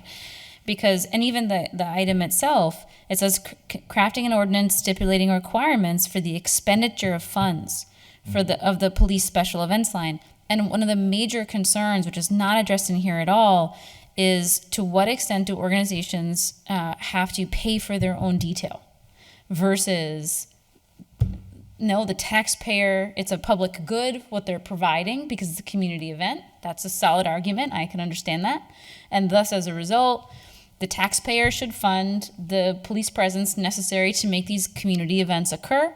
And so, no, we're just going to budget for it. We're going to pay it. We pick up the tab on community events. If it's private, that's on you. But if it's public, the taxpayer writ large will create this fund, we'll pay for it. And that's what this, I think, does. But the question is that what we want? That was the point, that there would be a process, it would go to the police, to the chief of police for approval relative to, that's 3 under A. It kind of goes in order, that it's only for local public committees, what a local committee is, and then the committee has to submit the proposal to the city of Holyoke for approval by the police department. So if there's an interpretive thing to be made, it will be made by the chief. So it's not undercutting the chief. Right. It does make me wonder, though, about the role of the licensing board, because they right now go to licensing to get those permits. Even sounds. And when they go to the licensing board, again, they have to actually say that this has been approved, and it says on the form how many, police officers will be required by the detail. Right. But this is about getting the approval for the plan for the expenditure of the funds. So if they're private and they're going to the license board, they have nothing to do with the police department. Well, they can. If They're getting their own security. Right. But if they're a nonprofit or a local entity, Then they'd have to go through this. If it's private, it has nothing to do with this. This is only for public. yes. But I was thinking about this with the sound one too, sound permit too, where it's like the police chief has the overall power to say no over something, even though we have a license commission that's comprised of residents in the community, and it's more than just one voice that can actually allow for a public hearing and people plead their case. So amongst 3 people, they make a decision versus giving the unilateral power to one person. So for me, in democracy sense, right, it would make sense that if they want it, present it to the license commission, get the approval from the license commission, and get the approval to the police department If after they're the fact. looking for the police to use Right. that events line, You gotta get pay for it. right. If they're paying you'd for have it, to come there's- right. This doesn't even apply. Yeah, private is not even in Yeah. the conversation. Yeah. But like if you're a separate, not if you're the St. Patrick's Day Parade Committee or Fiesta Patronales, you come into the licensing commission. Yep. This piece too comes into the license commission too.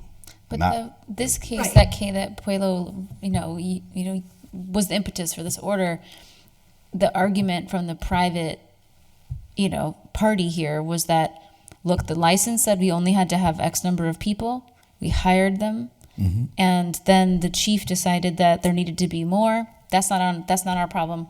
Then it has to come out of their line item. So and that was a scenario that created this. So does this get at that? Is my question. Because that was exactly what happened, and that private detail did not get picked up or paid for by that private entity. It was paid for out of the special events line. So does this fix that? Because it says private businesses shall be responsible for covering the costs associated with police details. Funds from the special events line shall not be utilized to cover police detail costs for events organized solely by private businesses. So I think under that case, it would say, I know the licensing board said you only had to have 2. But we believe you actually needed 4. Yep. And so here's the bill, is how this reads. That's what it sounds like. Here's the bill. That's what I'm saying. And that's a concern for me because after the fact, a bill is not necessarily transparent in the beginning processes of the stages. That's why I'm wondering if it's a licensing here's board the issue. thing. If you go into the license board and you say, I'm going to do an event and I anticipate I'm going to have 500 people, they say, okay, you need this, this, and that. Maybe you should get it like a site. You know how we would do So with I'm just- cannabis? That's what I'm saying. So then the event actually happens and there's 1,000 people there. So what the license board thought was going to happen and what the applicant thought was going to happen changed into something else. That shouldn't be on the taxpayer. Just saying.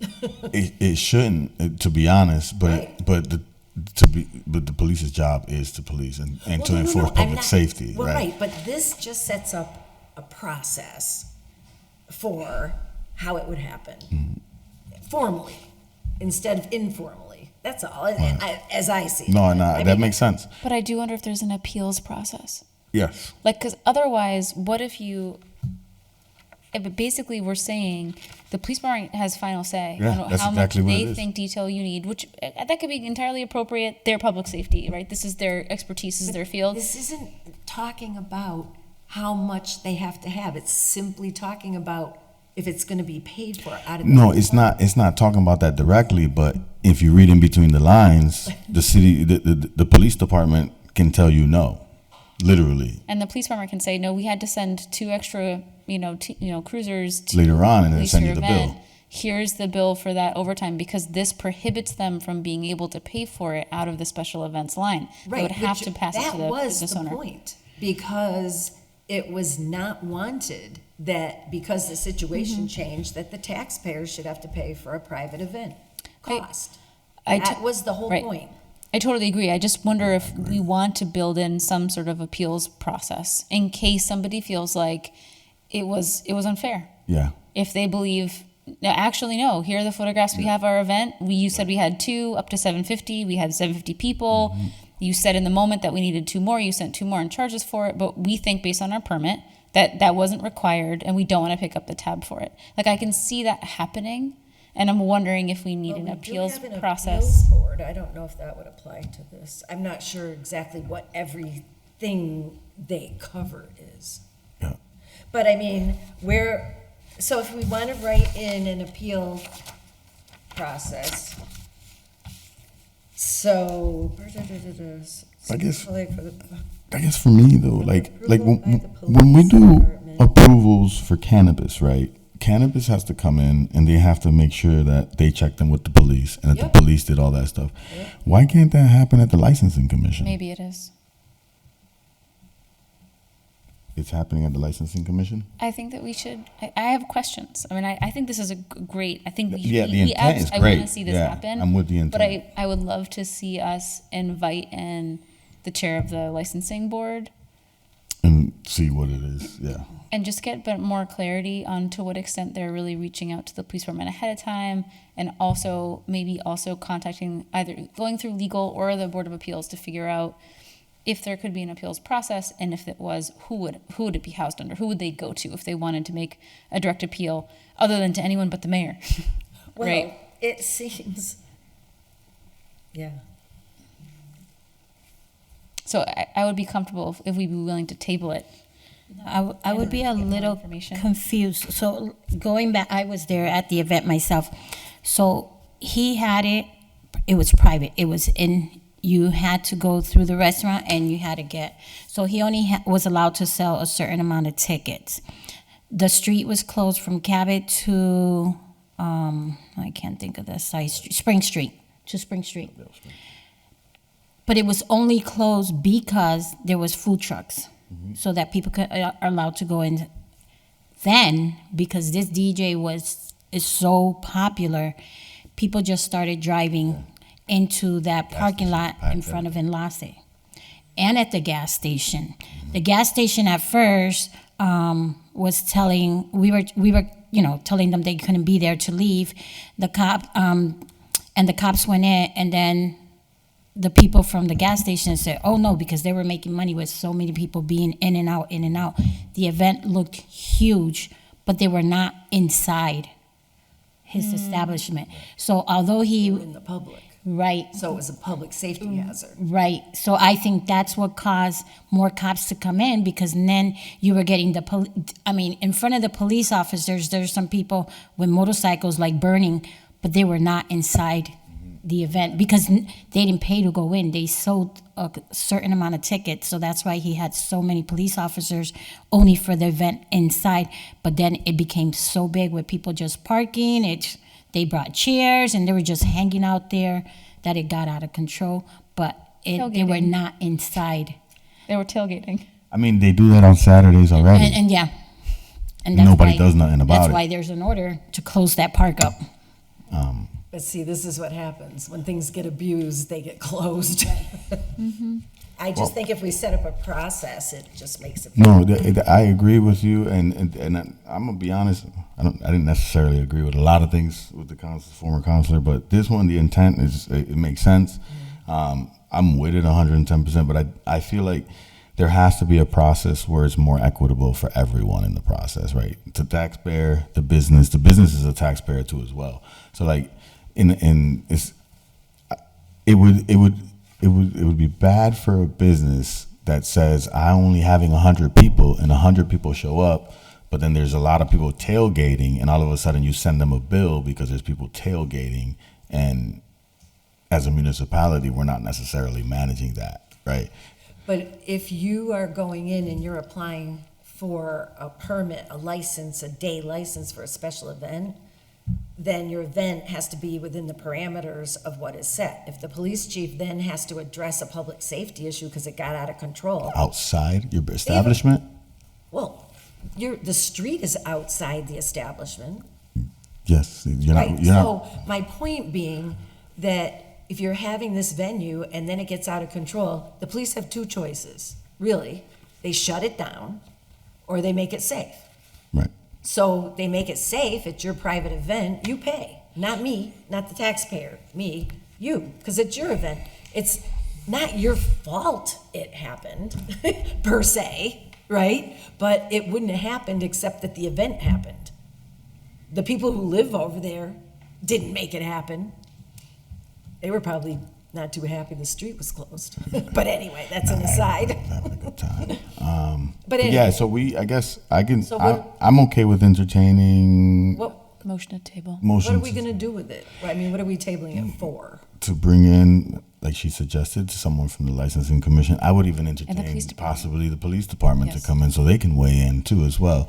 But ultimately, I think I'm not with a unilateral decision with one particular individual. That I don't. Well- That's not equitable to me, especially when it comes to us creating. How do we say it? We're doing tourism advisory committee. Like, this is what we're doing. Like, we're literally. This is the economic plan for us is to bring people to the city. Right, right. Like, But just So- remember, the section is Police Special Events Expenditure Eligibility Ordinance. It's not about the global approval of events. That's all. Okay. But the will of the committee is the will of the committee. So the motion. Motion to table. To invite. To invite in the chair of the licensing board and representative from the police department to have a conversation around what this looks like on the ground and if any adjustments need to be made. Awesome. Do I have a second? Second. All in favor? Aye. Aye. And anyone opposed? No, I want to move it. Yeah. It's been I months, understand that. it's been a year, it's like, but that's okay. It passes 3-1. Motion to take item 14 off the table. Second.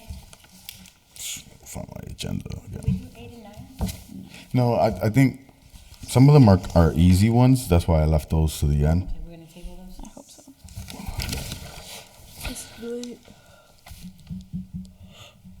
Okay, so let's do 14 first, and then we'll look at 8 and 9 after. So 14. Did I hear a second? Second. All in favor? Aye. Jeff, you were gonna say something. Yes, actually, this is going to need to remain tabled. So the Disabilities Commission did approve this. When I reached out to DPW to get the measurements, I was told that the space in front of their building couldn't have the spot because the space in front of their building is too narrow. So I guess, so you need to have at least 5 feet of space from a driveway to have a Yes. spot set. Yes.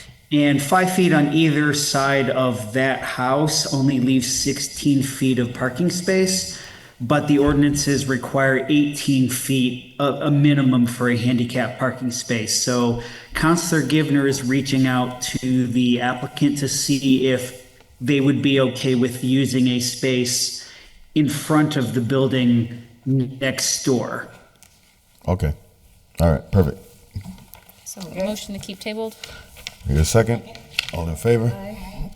And then item 8. If anybody wants to take it up.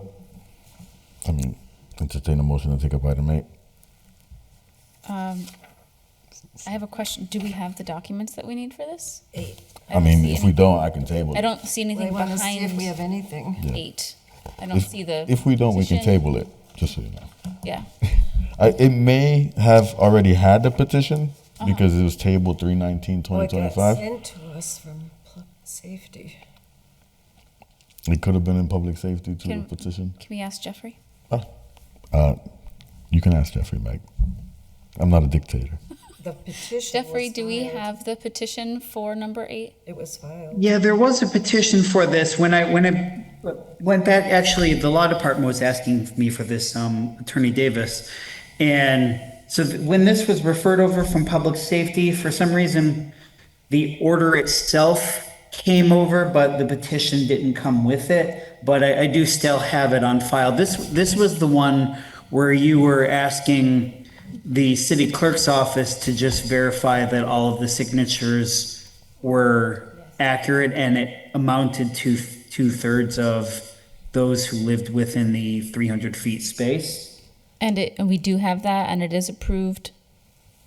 So they were all checked off by the city clerk, and there was that clarification that it could be either registered voters or the homeowners of the properties. But the law department, Attorney Davis can maybe fill in, but the law department needed to look into the petition as well, and I wasn't sure the further clarification on that though, but. And do we also have the intersections? Like what segment that's of something Taylor? that the DPW would also need to do, and I know that they've made the point to me a few times that with orders like these, that they're also looking for funding to be identified. I mean, so again, and I'll make the point back, right? Like funding to be identified, we don't identify funds as a council.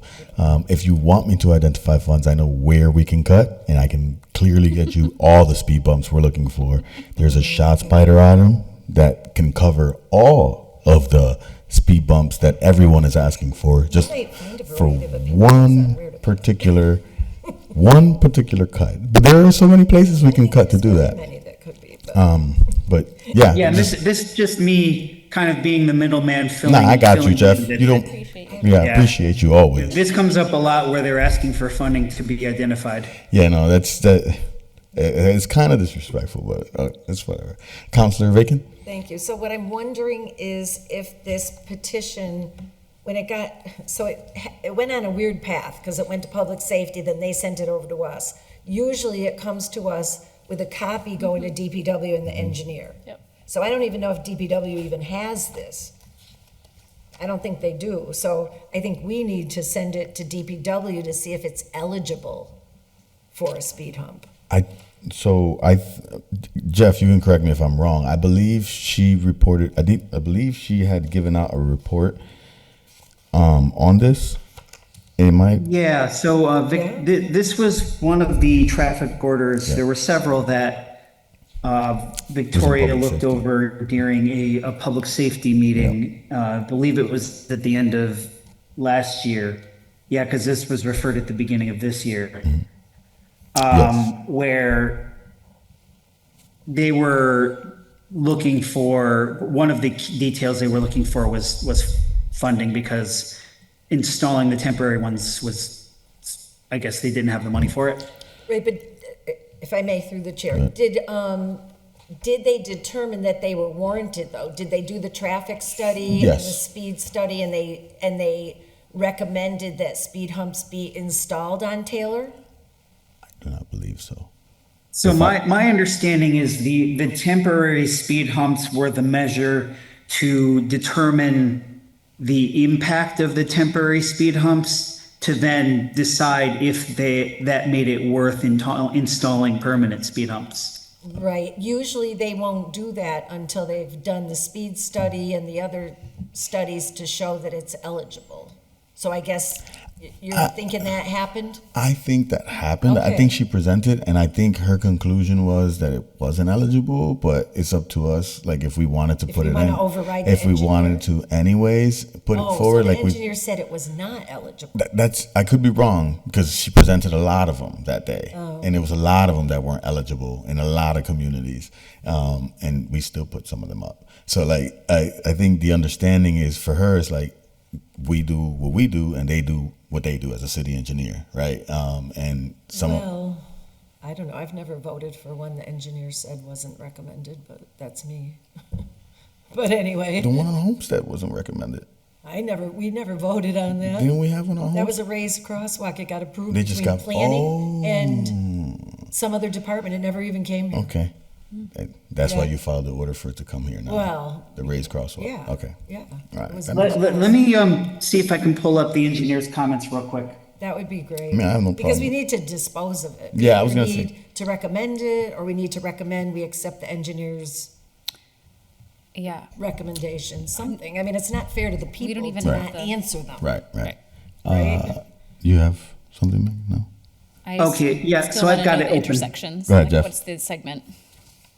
All right, so she said traffic data collection, including 85th percentile speeds, is still needed to Okay, so properly there we go. Good. evaluate That's this fine. request.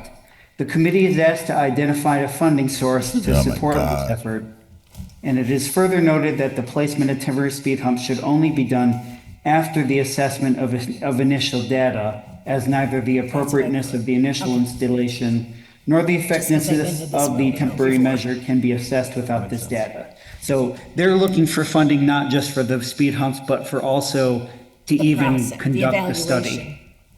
Okay, so we have a couple choices. We can recommend to the city council that they send this to the mayor for funding, because we have no ability to do funding. Thank you. But that's the only thing we can do if we want them to do the study Right. for the people who properly filed the petition. So I would make a motion that we send it to council with the recommendation to request funding from the mayor to complete the study. Do I hear a second? Second. All in favor? Aye. Aye. Awesome. Right? Anyone opposed? Everyone has said aye, so there is no one opposed. Okay, so with that done, we move on to item 9. Motion to take up item 9. All in favor? Aye. Aye. Item 9 was filed by Councilor Graney and Councilor Ocasio. Order that the flashing stop signs be placed at the intersection of Jackson and Commercial Streets. That's 9, right? Hold on, let me see. Do we have Who's JG signed off on? Is JG on it? Josh Garcia, maybe? Is it the mayor? But the contingent upon Director of DPW and available appropriation. Yeah, he signed it too, so I think this is already gone. This is probably gone already to the mayor from public safety, and it's just a copy to us in ordinance. It looks like this Oh, is it's just a copy. We information. Yeah. did nothing with copies. Yeah. This is just information back to us around what happened. I will say too, I'm also looking at the Department of Public Works Highway and Bridges section and wondering, I don't see a line item in here where the mayor's asking for us to pay for these things either. Underneath supplies, traffic lights, there's only 21,000 in this budget. Traffic lines, 51,000. The repair and maintenance streets and fixtures is 75,000. But we know just putting in one set of speed humps is around that amount of money. So I do wonder, which line item are they looking for us to make an appropriation out of? And are they appropriately asking for the amount that they need in order to do the things that our constituents are asking of us? But that's why we have to send it to the mayor, because we don't know any of those things. Right. So I'm just Nor saying, because we're will heading we. into budget hearings, these are the questions that I think that, we can continue to bring up and ask. Right. Because these are things in front of us because as constituents have requested them, we want to make them happen.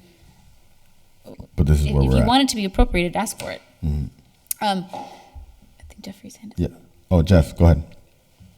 So I'm not sure if this is appropriate, obviously I don't file orders or make motions, but I wonder if, considering these kinds of questions are coming up, I wonder if it might make sense to have somebody either file an order or at least make a motion requesting of the DPW, like a chart that lays out the expenses of these various things that they may be asked to do, so it's more clear what, what is going to be entailed when, these traffic changes are asked for. Sure, Councilor Reagan. Okay, so we have a new DPW director, and over the years, we've gone through the process, receiving, adopting, and sending over. And then through whatever buckets of money they have or they get, they have done these things, which is why we've continued to do it this way. Now, the engineer, Victoria, has a different experience in different communities where apparently the funding is somehow tied to the orders, which we just haven't had that process here. But DPW as a department head, getting these requests sent over from the council, can then go to the mayor with their sheet of requests approved and costs, et cetera, and then the mayor can make an appropriation if he chooses to. But I think for us as counselors, what we need to be telling our constituents is we can move it, we can put it forth, we can get it approved, but understand that it won't happen until a funding source is found for it. Because I think what's happening is people are going out, they're filling out petitions to get a speed hump. They do all this work, they turn the petition in, they think they're gonna get a speed hump. 3 years go by, they still don't have it, because it's a really long process. So it's a bit messy, but I just don't know. I mean, to me, a department head knows what they need to get the work done, and then they go to the mayor. It's not really for us to. I agree with that 100%, man. I agree with that 100%. Right, so, I don't know. On this one, it's a copy, so we just received it. That's what I was going to say. I entertain a Motion motion to receive it, if anything. And archive, And then whatever we do with them. with regards to the suggestion from our wonderful city, our administrator around appropriation and funding, if someone wants to file that order, please do so. And if no one is going to, let me know and I'll do it. I'll get the information from Jeff, whichever one, it's fine. But I'll entertain a motion that item 9 is received. Second? Okay. Yeah. Oh, okay. You make the motion. Oh. I don't like making motions. Oh. You did already? Okay, my bad. Seconded. Okay, all in favor? Aye. Aye, thank you. It's been long. Okay. It's a long day for me, bro. Can we do a motion to take items 11 and 12 Together as as a package? Yes, señorita. Do I hear a second? Second. All in favor? Aye. Aye.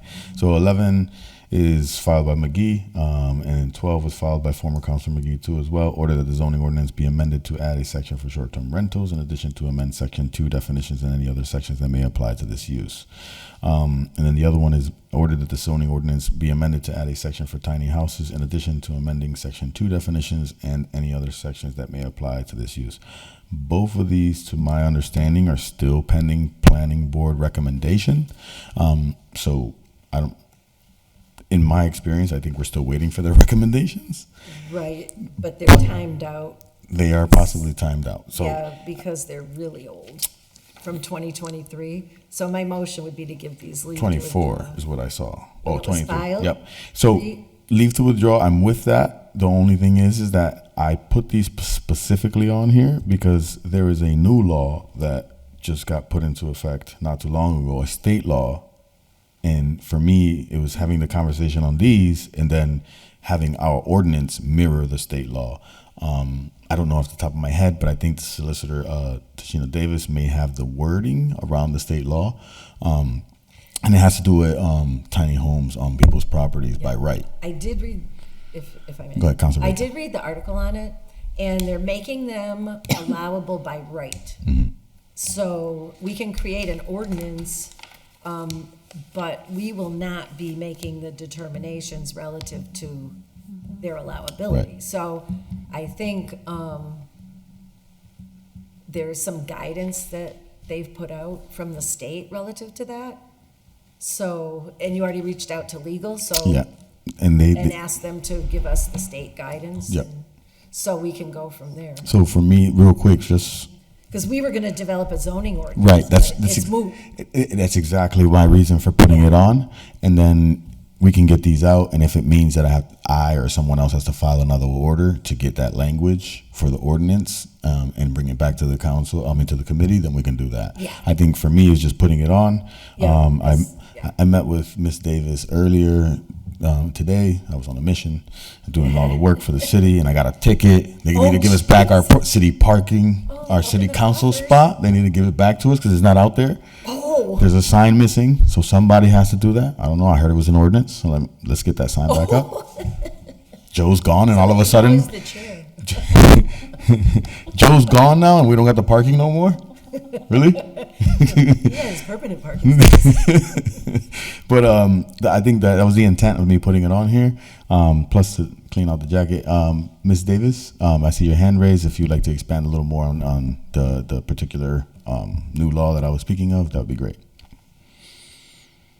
Yes, so I just wanted to say that I did speak with the counselor earlier today. It was nice to meet you, and I have the current Holyoke zoning ordinance and the recommendations from the state and the new regulations. So I'd just like a little bit of time to compare the two to see if there is anything we have to change under the zoning ordinance, and then refer it back to the council for your discussion. Okay. So, but somebody will still need to. Yeah, I'll follow the orders to follow with it. Update our ordinances. Okay. All right, perfect. So,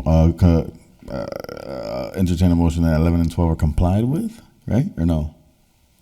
I guess you could say that. Usually it's leave to withdraw just All right, because they're old. let's do leave to withdraw. But I mean, it doesn't matter. It's safer. No, I like what Meg said one time, maybe a year ago. It's not complied with because we didn't do it. Well, we can't do it, so. So let's do entertain a motion for it to be leave to withdraw. All in favor? Aye. Aye. Okay, that's 11 and 12, and we are 13. 13 is easy. Second. We have a second. Yeah, all in favor? Aye. So item 13 is filed by Councilor Jenny Rivera. As per the property manager's request from Lyman Terrace Apartments, we are requesting 3 parking spots for the staff in front of 17 Hamden Street, along with signs indicating parking for Lyman Terrace staff. So I went over there yesterday, and I met with them over there yesterday. I've been working hard. No.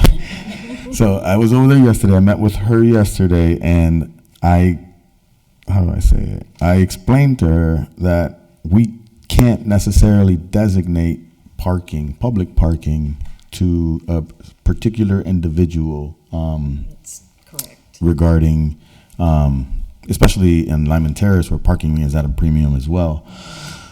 She understood it, and she said, I get it, makes sense, don't worry about it, it's fine. We just tried to do it, and it makes sense. I'm not mad at it. No. You do what you can, and if you can get it, you can get it, and if you can't, then you can't. It's all right. They weren't upset or anything like that. They were like, it totally makes sense.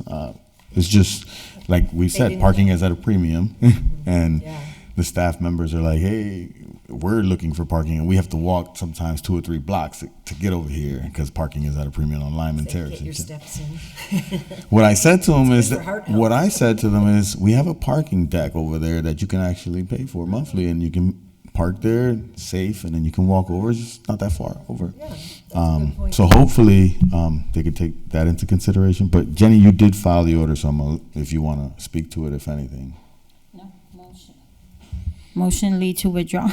Or Or complied with? Complied with. This one's You went complied. and Yep, I spoke to addressed it with Yep, them, right? yep. Okay. Okay, so second, Second. all in favor? Aye. Aye. Aye. All right, perfect. Yeah, And, I think complied with is appropriate there, for sure. Are we and done? yes, ma'am. Sí, señorita. So I'll entertain a motion. Yeah, I'll entertain a motion to. Motion to Adjourn, adjourn, yeah. are we really done? I Second. just want to double check. Yes. All right. All in favor? Aye. Aye. Aye. Everyone have a good night, and thank you for staying with us if you did.